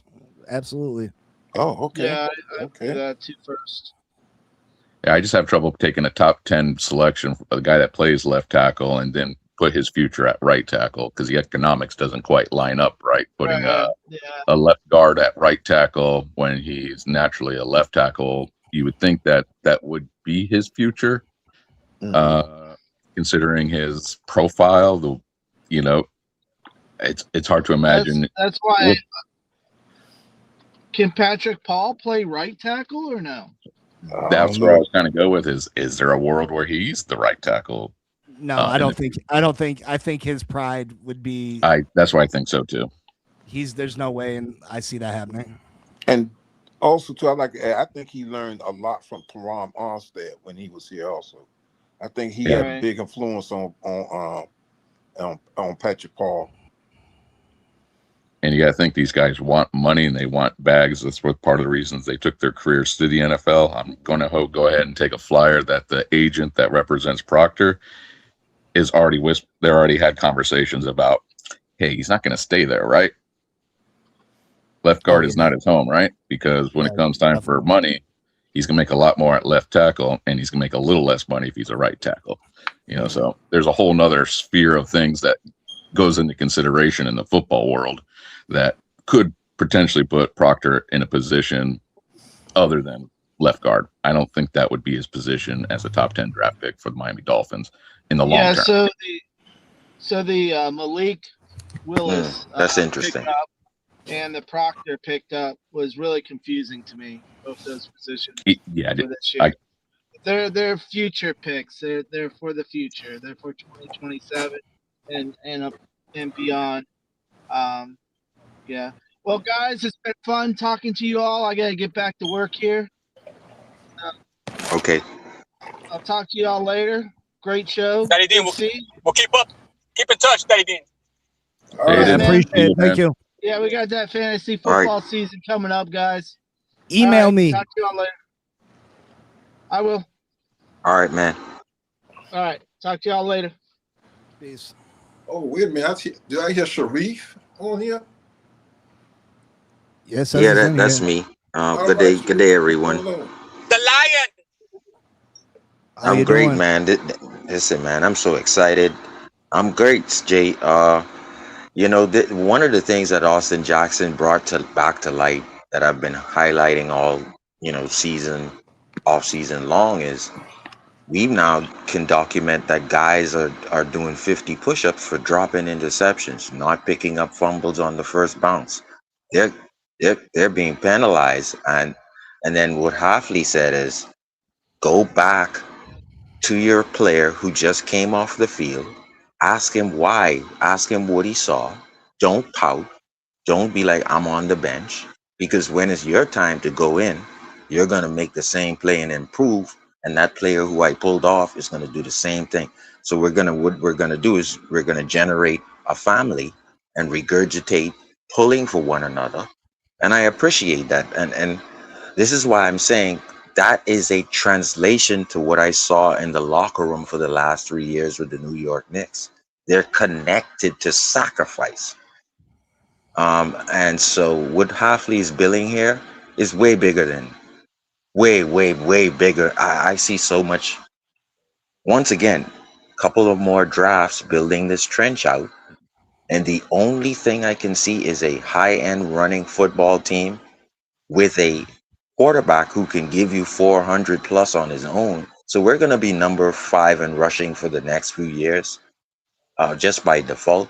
And then we're going to lean into being big in the oh my goodness. And we're building a family.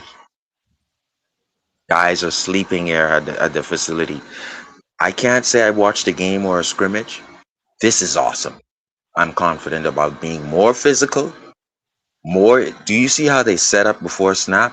They run their ass to the play and they don't waste time because some other packages has to come in. So things have to be kept rolling. That has not been seen since Flores. Things of this nature, I promise you we're going to go very far this year. Yeah, I really hope that's what they're seeing, because things go in cycles and all these defenses are fast. Everybody's a pass rusher. Linebackers are pass rushers. What would be the counter to that?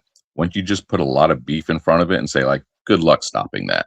And now, you can crank out a bunch of yards on the ground. Ollie Gordon's going to have a great season. Achane can have a great season.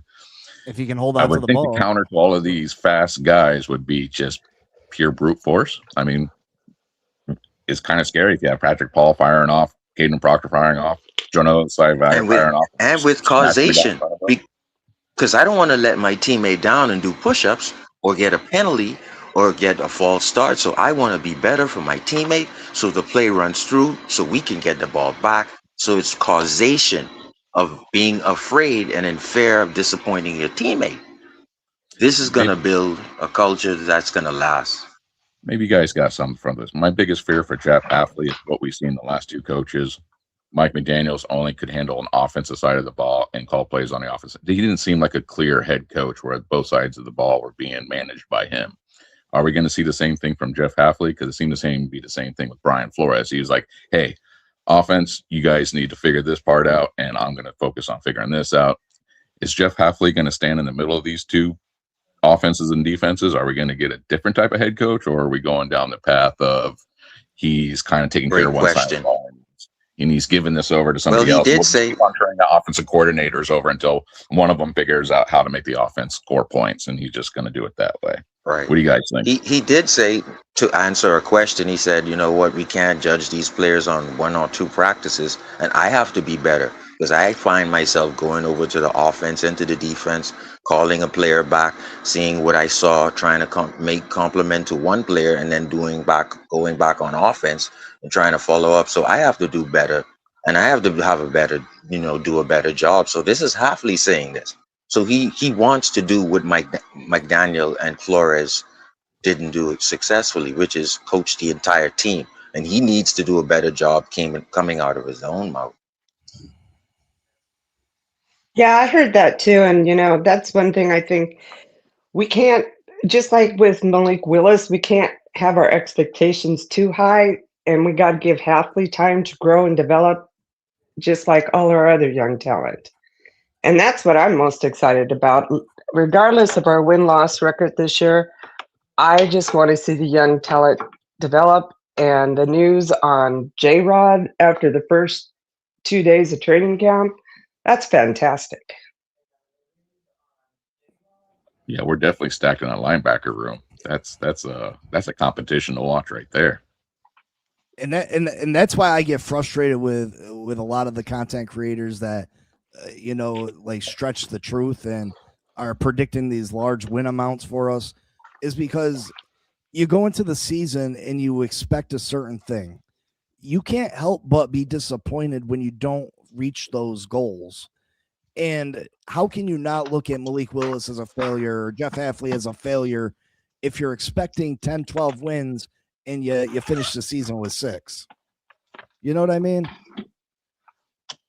Yeah, there's a lot of positives to this football team, and a lot of people have named a bunch. Sharif, you just, if that's your name, I'm sorry if I butchered it. Yes, it is. The fact that people are doing push-ups on mistake, I love that, and that's a great thing, and holding people accountable. I think that was one of Mike McDaniel's major downfalls. He didn't hold people accountable. I think you absolutely should hold people accountable, and I like the pieces that we have. But you also said, a couple more drafts. I don't think it takes a couple more drafts. I think we're one draft and one healthy free agency away from really being a complete team. This year we didn't have the let's go. We didn't have the luxury of having a real off season as far as free agency because of the $180 million in dead cap. We were lucky we got Malik. But next year, when we do have that cap room where Jeff Halfley and John Eric Sullivan do have their second draft behind them, I think this team, with the amount of talent that they have currently right now, if they can continue to develop them, next year is the golden year. Next year's the year that we see this team and the potential to what this team can be. I can see us competing for the division next year, competing for at least a playoff win. And then 2028, I think all bets are off, and we should be a Super Bowl contending team. I would say, yeah, I agree. I would say, to shorten it up, you're always a quarterback away from contending for a Super Bowl. You just got to get the right quarterback. It all starts there. There's always exceptions to any rule where you can get away with another quarterback. San Francisco has been trying to do it for a long time, build a system and plug people into a system, and that's what Mike McDaniel's trying to do. But all those guys got to have a healthy season. There's a whole bunch of things that have to happen for all of these pieces to go together, because if one or two wheels fall off, it falls apart. Or you have a Josh Allen, or you have a Patrick Mahomes, and guess what? You're always in the race. You're waking up every day. But even then, you need pieces. Like Miller says, I see us competing for the division this year. It's because you're not looking at the full puzzle. You're not looking at the full thing. You know what I mean? You're not looking at the fact that we didn't have the amount of money that everybody else had to spend on putting together a full roster. You're not looking at the fact that this team has the most minimum contract players in league history. You're not looking at the fact that we got a new offensive scheme, a new defensive scheme, a new head coach, a new quarterback, a new general manager. Right. You're not looking at all those pieces. You're just looking at, we got a new quarterback who's better than the last quarterback, and that should be enough. and that's not the case. Right. We lost a lot of key pieces. Whether you like those players or not, Bradley Chubb, he led this team in sacks. Fitzpatrick, he was the best safety that we had, probably the best defensive back we had. Rasul Douglas played phenomenal for us last year. Jalen Phillips, before he got traded, he was getting after the quarterback. He just couldn't finish plays. You take away Jalen Waddle, Tyreek Hill, Darren Waller. Darren Waller was hurt for a lot of the year, but when Darren Waller played, he was a difference maker. You guys are forgetting all that. People forget that, and they're not. We didn't replace those players. We did not replace those players. So I want to ask you a question. Go ahead. Which you end up finding out why the quarterback is the end all be all, not end all be all, but usually if that person is the best player on your team or one of the best players on your team, there's that thing called elevating. We trade for these players that play for the quarterback that throws to them, and then you bring them into your sphere and you realize, oh, wait, why is this production not the same? Why does the production fall off?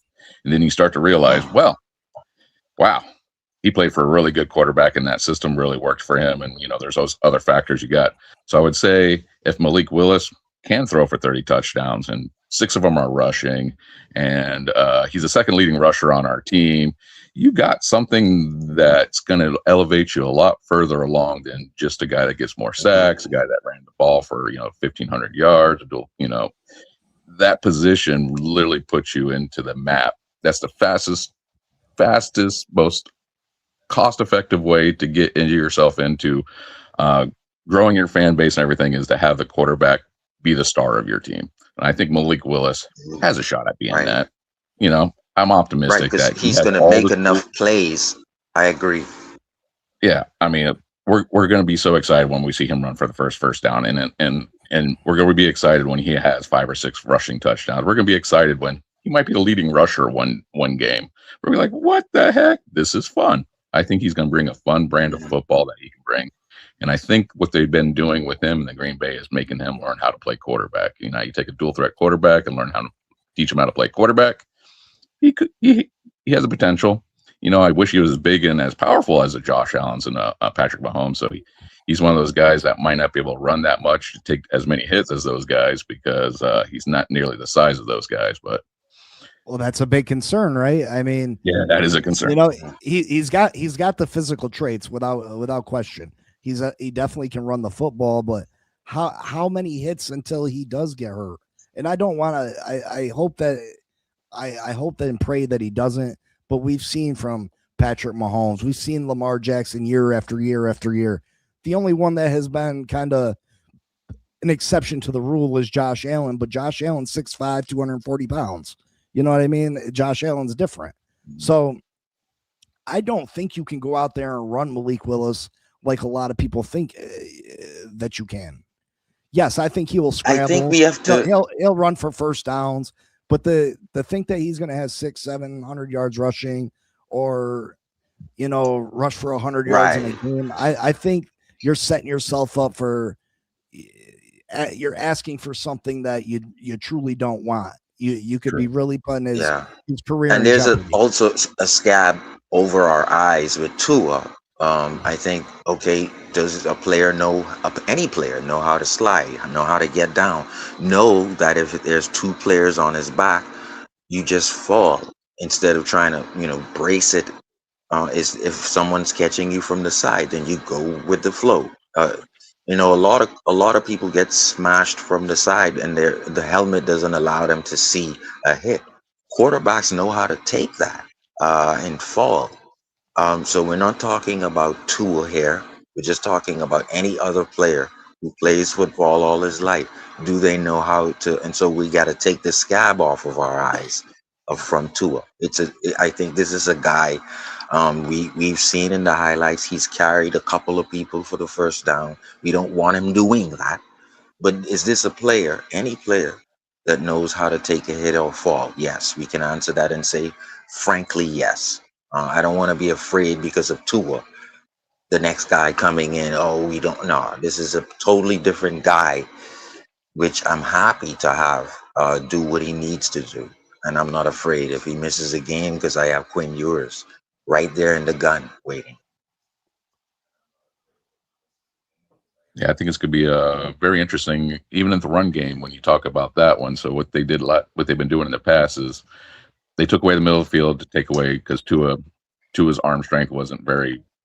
He was below average throwing to the edges of the field. So they just gave us the edges of the fields because that's what defenses do. They take away things. They can't take away everything, but it's a give and take. So they gave us the edge of the field. Well, now we're running a whole different system with a whole different quarterback. Are they going to try and take away the edges? And if they do, we're going to be running the ball a lot up the middle? And how does Achane look running up the middle? Are we going to be seeing a lot more between the tackles and guards? Are we going to see a lot more of that type of running? Well, Achane ran up the middle more than what you want to think he did last year. A lot of his runs, yes, he did. especially his long runs, were between the guard and the tackle, and he would end up breaking it outside towards the end of the run. But a lot of those runs started up towards the middle, and he broke it outside. It wasn't like they were sweep calls or anything like that. So I think Achane. He bounced off a lot of those linebacker tackles, a lot of the safety tackles in the middle of the field, and was able to make his move to the outside. So I think he'll be all right. Yeah, it was pretty impressive how many tackles he could actually break. You're thinking that dude's little. Like, man, those arm tackles aren't slowing him down.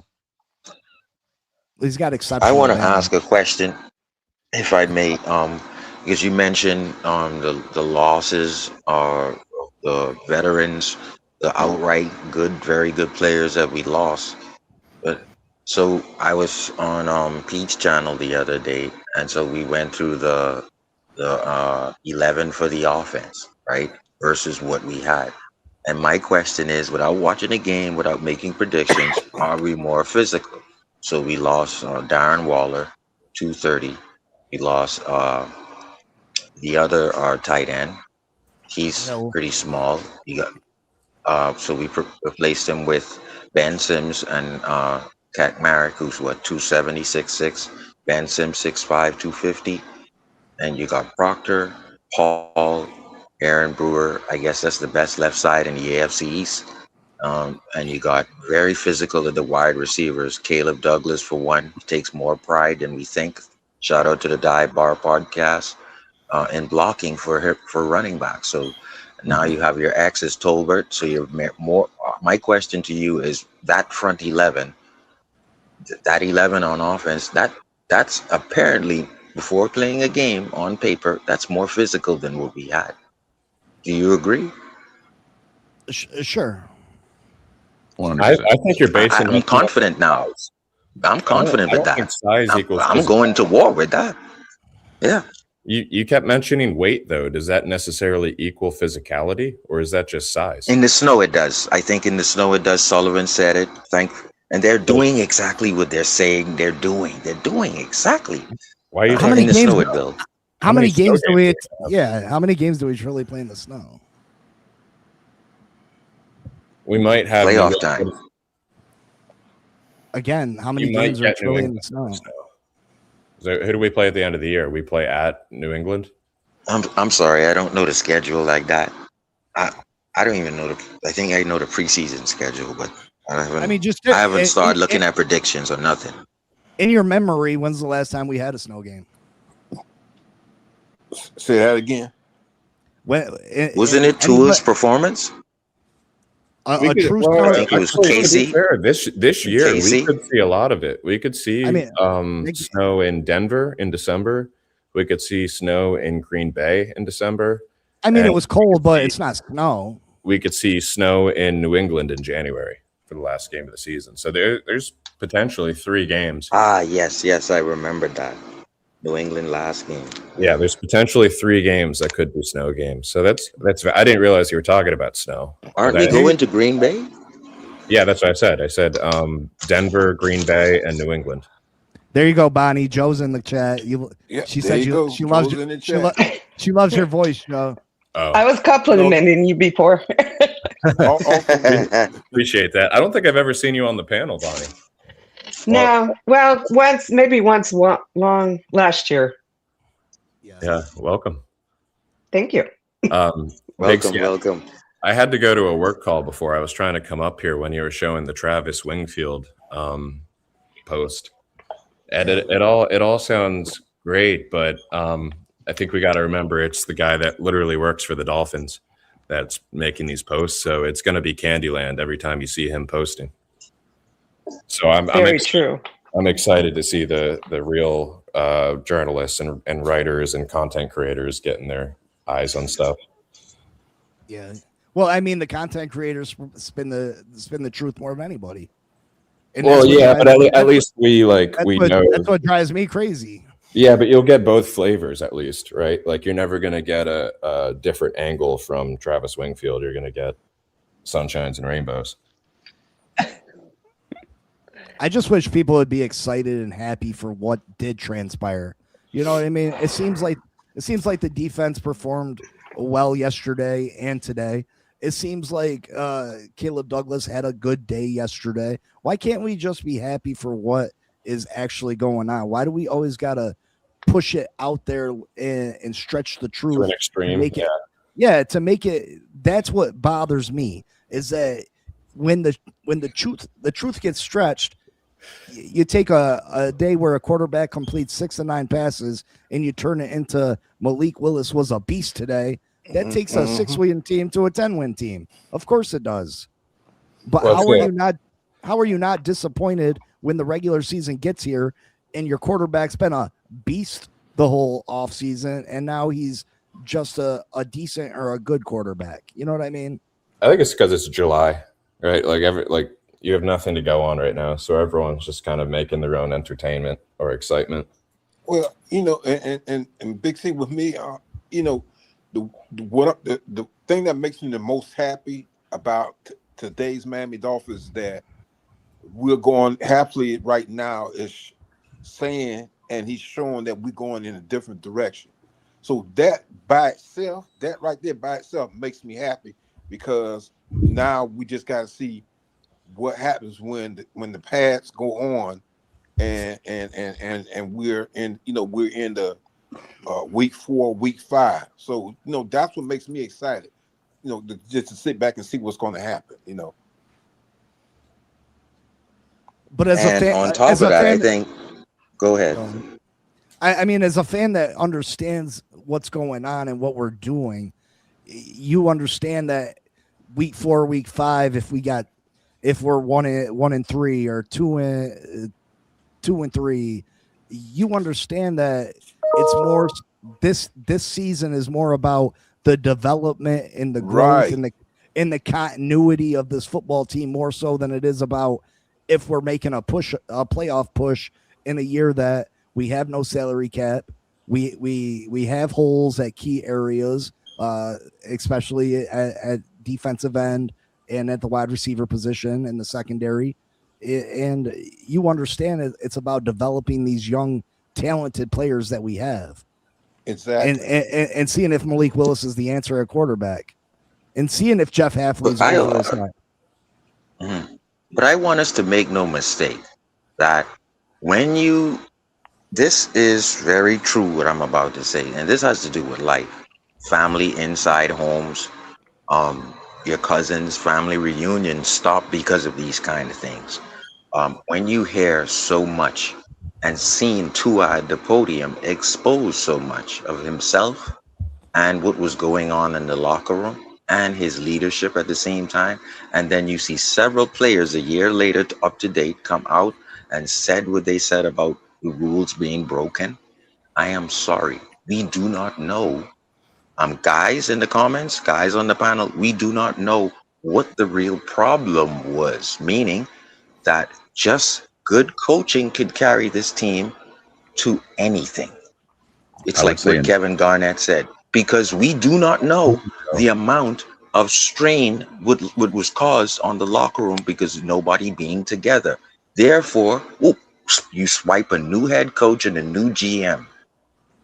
It's some of the same guys. You're even younger. But what I'm saying is, if it was just Tua and some other spoil apples, they're removed, we can't really say then that this is going to be a rebuild or expect bad, because we don't know the bad worms if they were in here and are still here, or are they completely gone.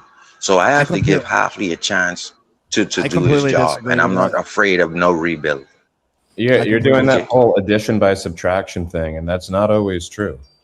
I disagree. If it was Tua though, and all of the guys are listening and buying in, then thank God Tua is gone, and it was just him. That's my point. First and foremost, it wasn't just Tua. It wasn't just Tua. It was a lack of accountability. It was. I know it was Tyreek, Ramsey. I know, but I'm just saying, like Tua tried to expose them and say, "Come to my meetings," and everyone was like, "We don't respect you in public." This is an issue that's lasted several coaching regimes, all sorts of players. I mean, this is an organizational thing, in my opinion. That's what it is. It's organization. It's not. To me, it's not just a player thing, because it's not just Tua. You know, we had some players that just didn't pan out. Right, I agree. And what have you, and just not directly at you, Sharif, but I'm just saying, it. You know, Joe said, and I've been saying it on all the panels, it's an organization thing. You know, it's the organization is what, to me, is what kind of failed us for the past few seasons, and what happened. And so you had to flush Greer. So we got rid of Allen, McKenzie, right, and a few others. All of them. Right. So what we have to see is what's going to happen with this. So don't burden me with being like getting a first pick. I don't think we should burden ourselves with that type of mentality when if the worms are out of the apple. You get my point? The worms are actually out of this apple, and the apple is not bad anymore. So I need to see winning. I need to see winning this year.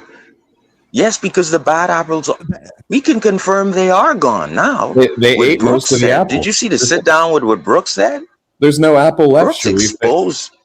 They ate most of the apple. So I think you're saying we're down to a seed now. Yeah, exactly. I get what you're saying.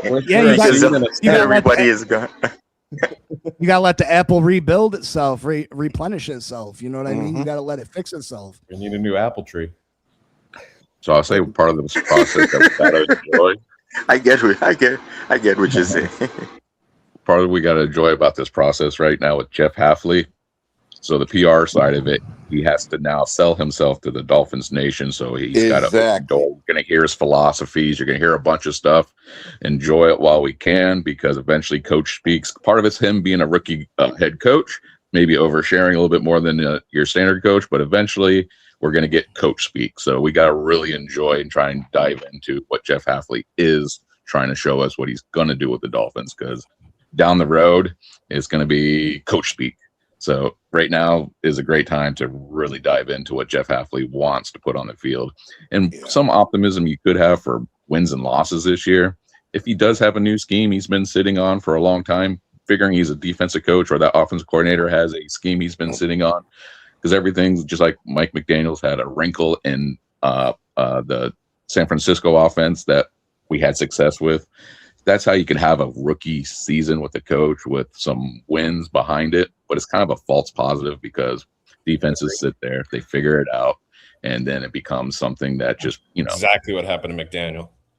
Exactly what happened to McDaniel. I mean, that's the interesting part. I would love to follow McDaniels with Herbert because it's a different quarterback. I think he was partially hamstringed by what the arm strength and what Tua could do on the field. Because you saw we had about 2 years of trying to reconstruct what Mike McDaniels, I think, was just stuck taking. He's also got a QB that can stand in the pocket and take a hit now, so he doesn't have to cater the offense around that. He'll be interesting. So I would give him credit. I think he was very clever, very smart on the offensive side of the ball. I think he pulled every ounce of Tua out of him. And then once the counter came from the defenses of the NFL, and they says, "Oh, we're just going to sit in the middle of the field. Go ahead, Tua, throw it to the edge." And that's what we did. We took what they gave, and it wasn't enough to get us into a playoff contention. It wasn't enough to, obviously great for A-Chan stat. He also chose to run into a safety's arm and became more injury prone. And he got hit in his hip so hard from the Texans game that ruptured the hip more. If I was to make a bold he decided to do that. I don't think Tua starts for the Atlanta Falcons. Why? I don't think the NFL is going to forget, just take away the middle of the field. I don't care what scheme you're going to run.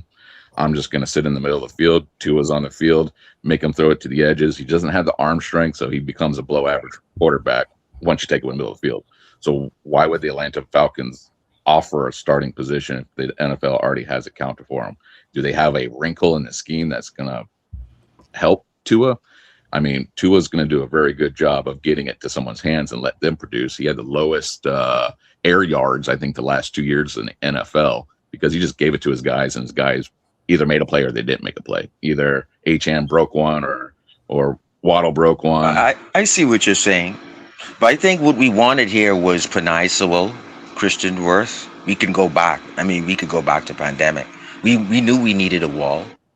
The guy was like 9 months after a hip. We knew they didn't get a wall, right? They got Carros and Jesse Man, that's traumatizing. I just said Carros and Jesse Davis. That's what they got to protect the guy coming off a hip. Continue. Joe, what's up? Oh, I was gonna say, you're running a panel show, man. It's nice. It's nice to be on a panel show with a reduced amount of delusion. Man, Big C stepping it up, man. Big C stepping it up. It's not going to be a full panel show. It's more of I kind of got topics and I want to touch on them for the most part. No, I like this and get people's opinions. But I do got to get out of here. My wife is looking at me with the evil eyes.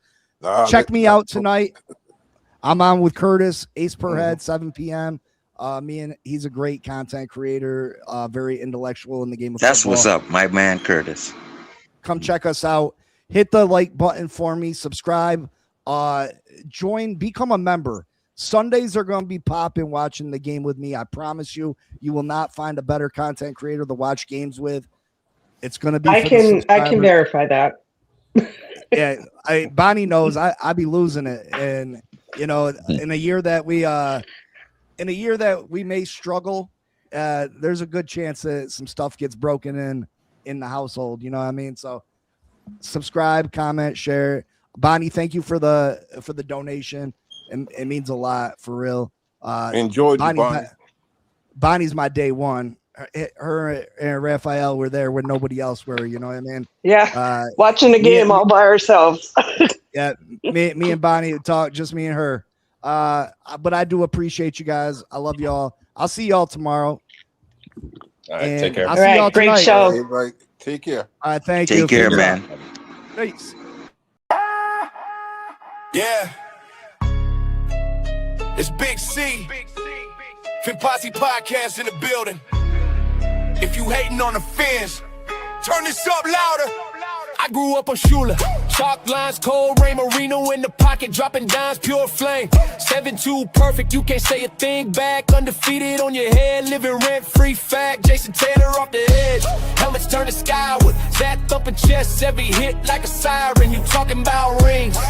Get your history straight. We the reason that the word perfect holds weight. It's that Phin Posse. Rage, turn the volume up. Hey, slick on Miami, you'll get called out tough. From the Orange Bowl ghost to that aqua on the cuff. If you doubt these Dolphins, you ain't studied us enough. Phin Posse. Rage, put respect on the name. Big C on the mic, lighting lanes in the flame. This the Phin Posse rage, yeah, we bark, we bite. If you talking about the Phins, better get that story right. Yeah, Larry C. Sonka in the mud, blood on his mouthpiece. Ricky in the backfield, making whole crowd screech. Wake off the snap count, quarterbacks daydreaming. By the time they look up, all they see is teal streaming. You forgot about Grease, you forgot about Twilly, you forgot Nat Moore going up, getting silly from Marino to Tua lineage, same jersey. We've been airing that thing out since before you that 30. Rage, turn the volume up. Y'all slick on Miami, you get called out tough. From the Orange Bowl ghost to that aqua on the cuff. If you doubt these Dolphins, you ain't studied us enough. Phin Posse, rage, put respect on the name. Big C on the mic, lighting lanes in the flame. This the Phin Posse rage, yeah, we bark, we bite. If you talking about the Phins, better get that story right. This for the diehards, slamming doors on the loss. This for the old heads still quoting Shula talk. This for the kids wearing jerseys in June, waiting all year just to scream in the room. It's that Phin Posse rage, turn the volume up. Talk slick on Miami, you'll get called out tough. From the Orange Bowl ghost to that aqua on the cuff. If you doubt these Dolphins, you ain't studied us enough. Phin Posse. Big C and the crew, let them drown in the shame. It's the Phin Posse rage, yeah, we bark, we bite. Phin Posse podcast, get the Dolphin story right. Woo!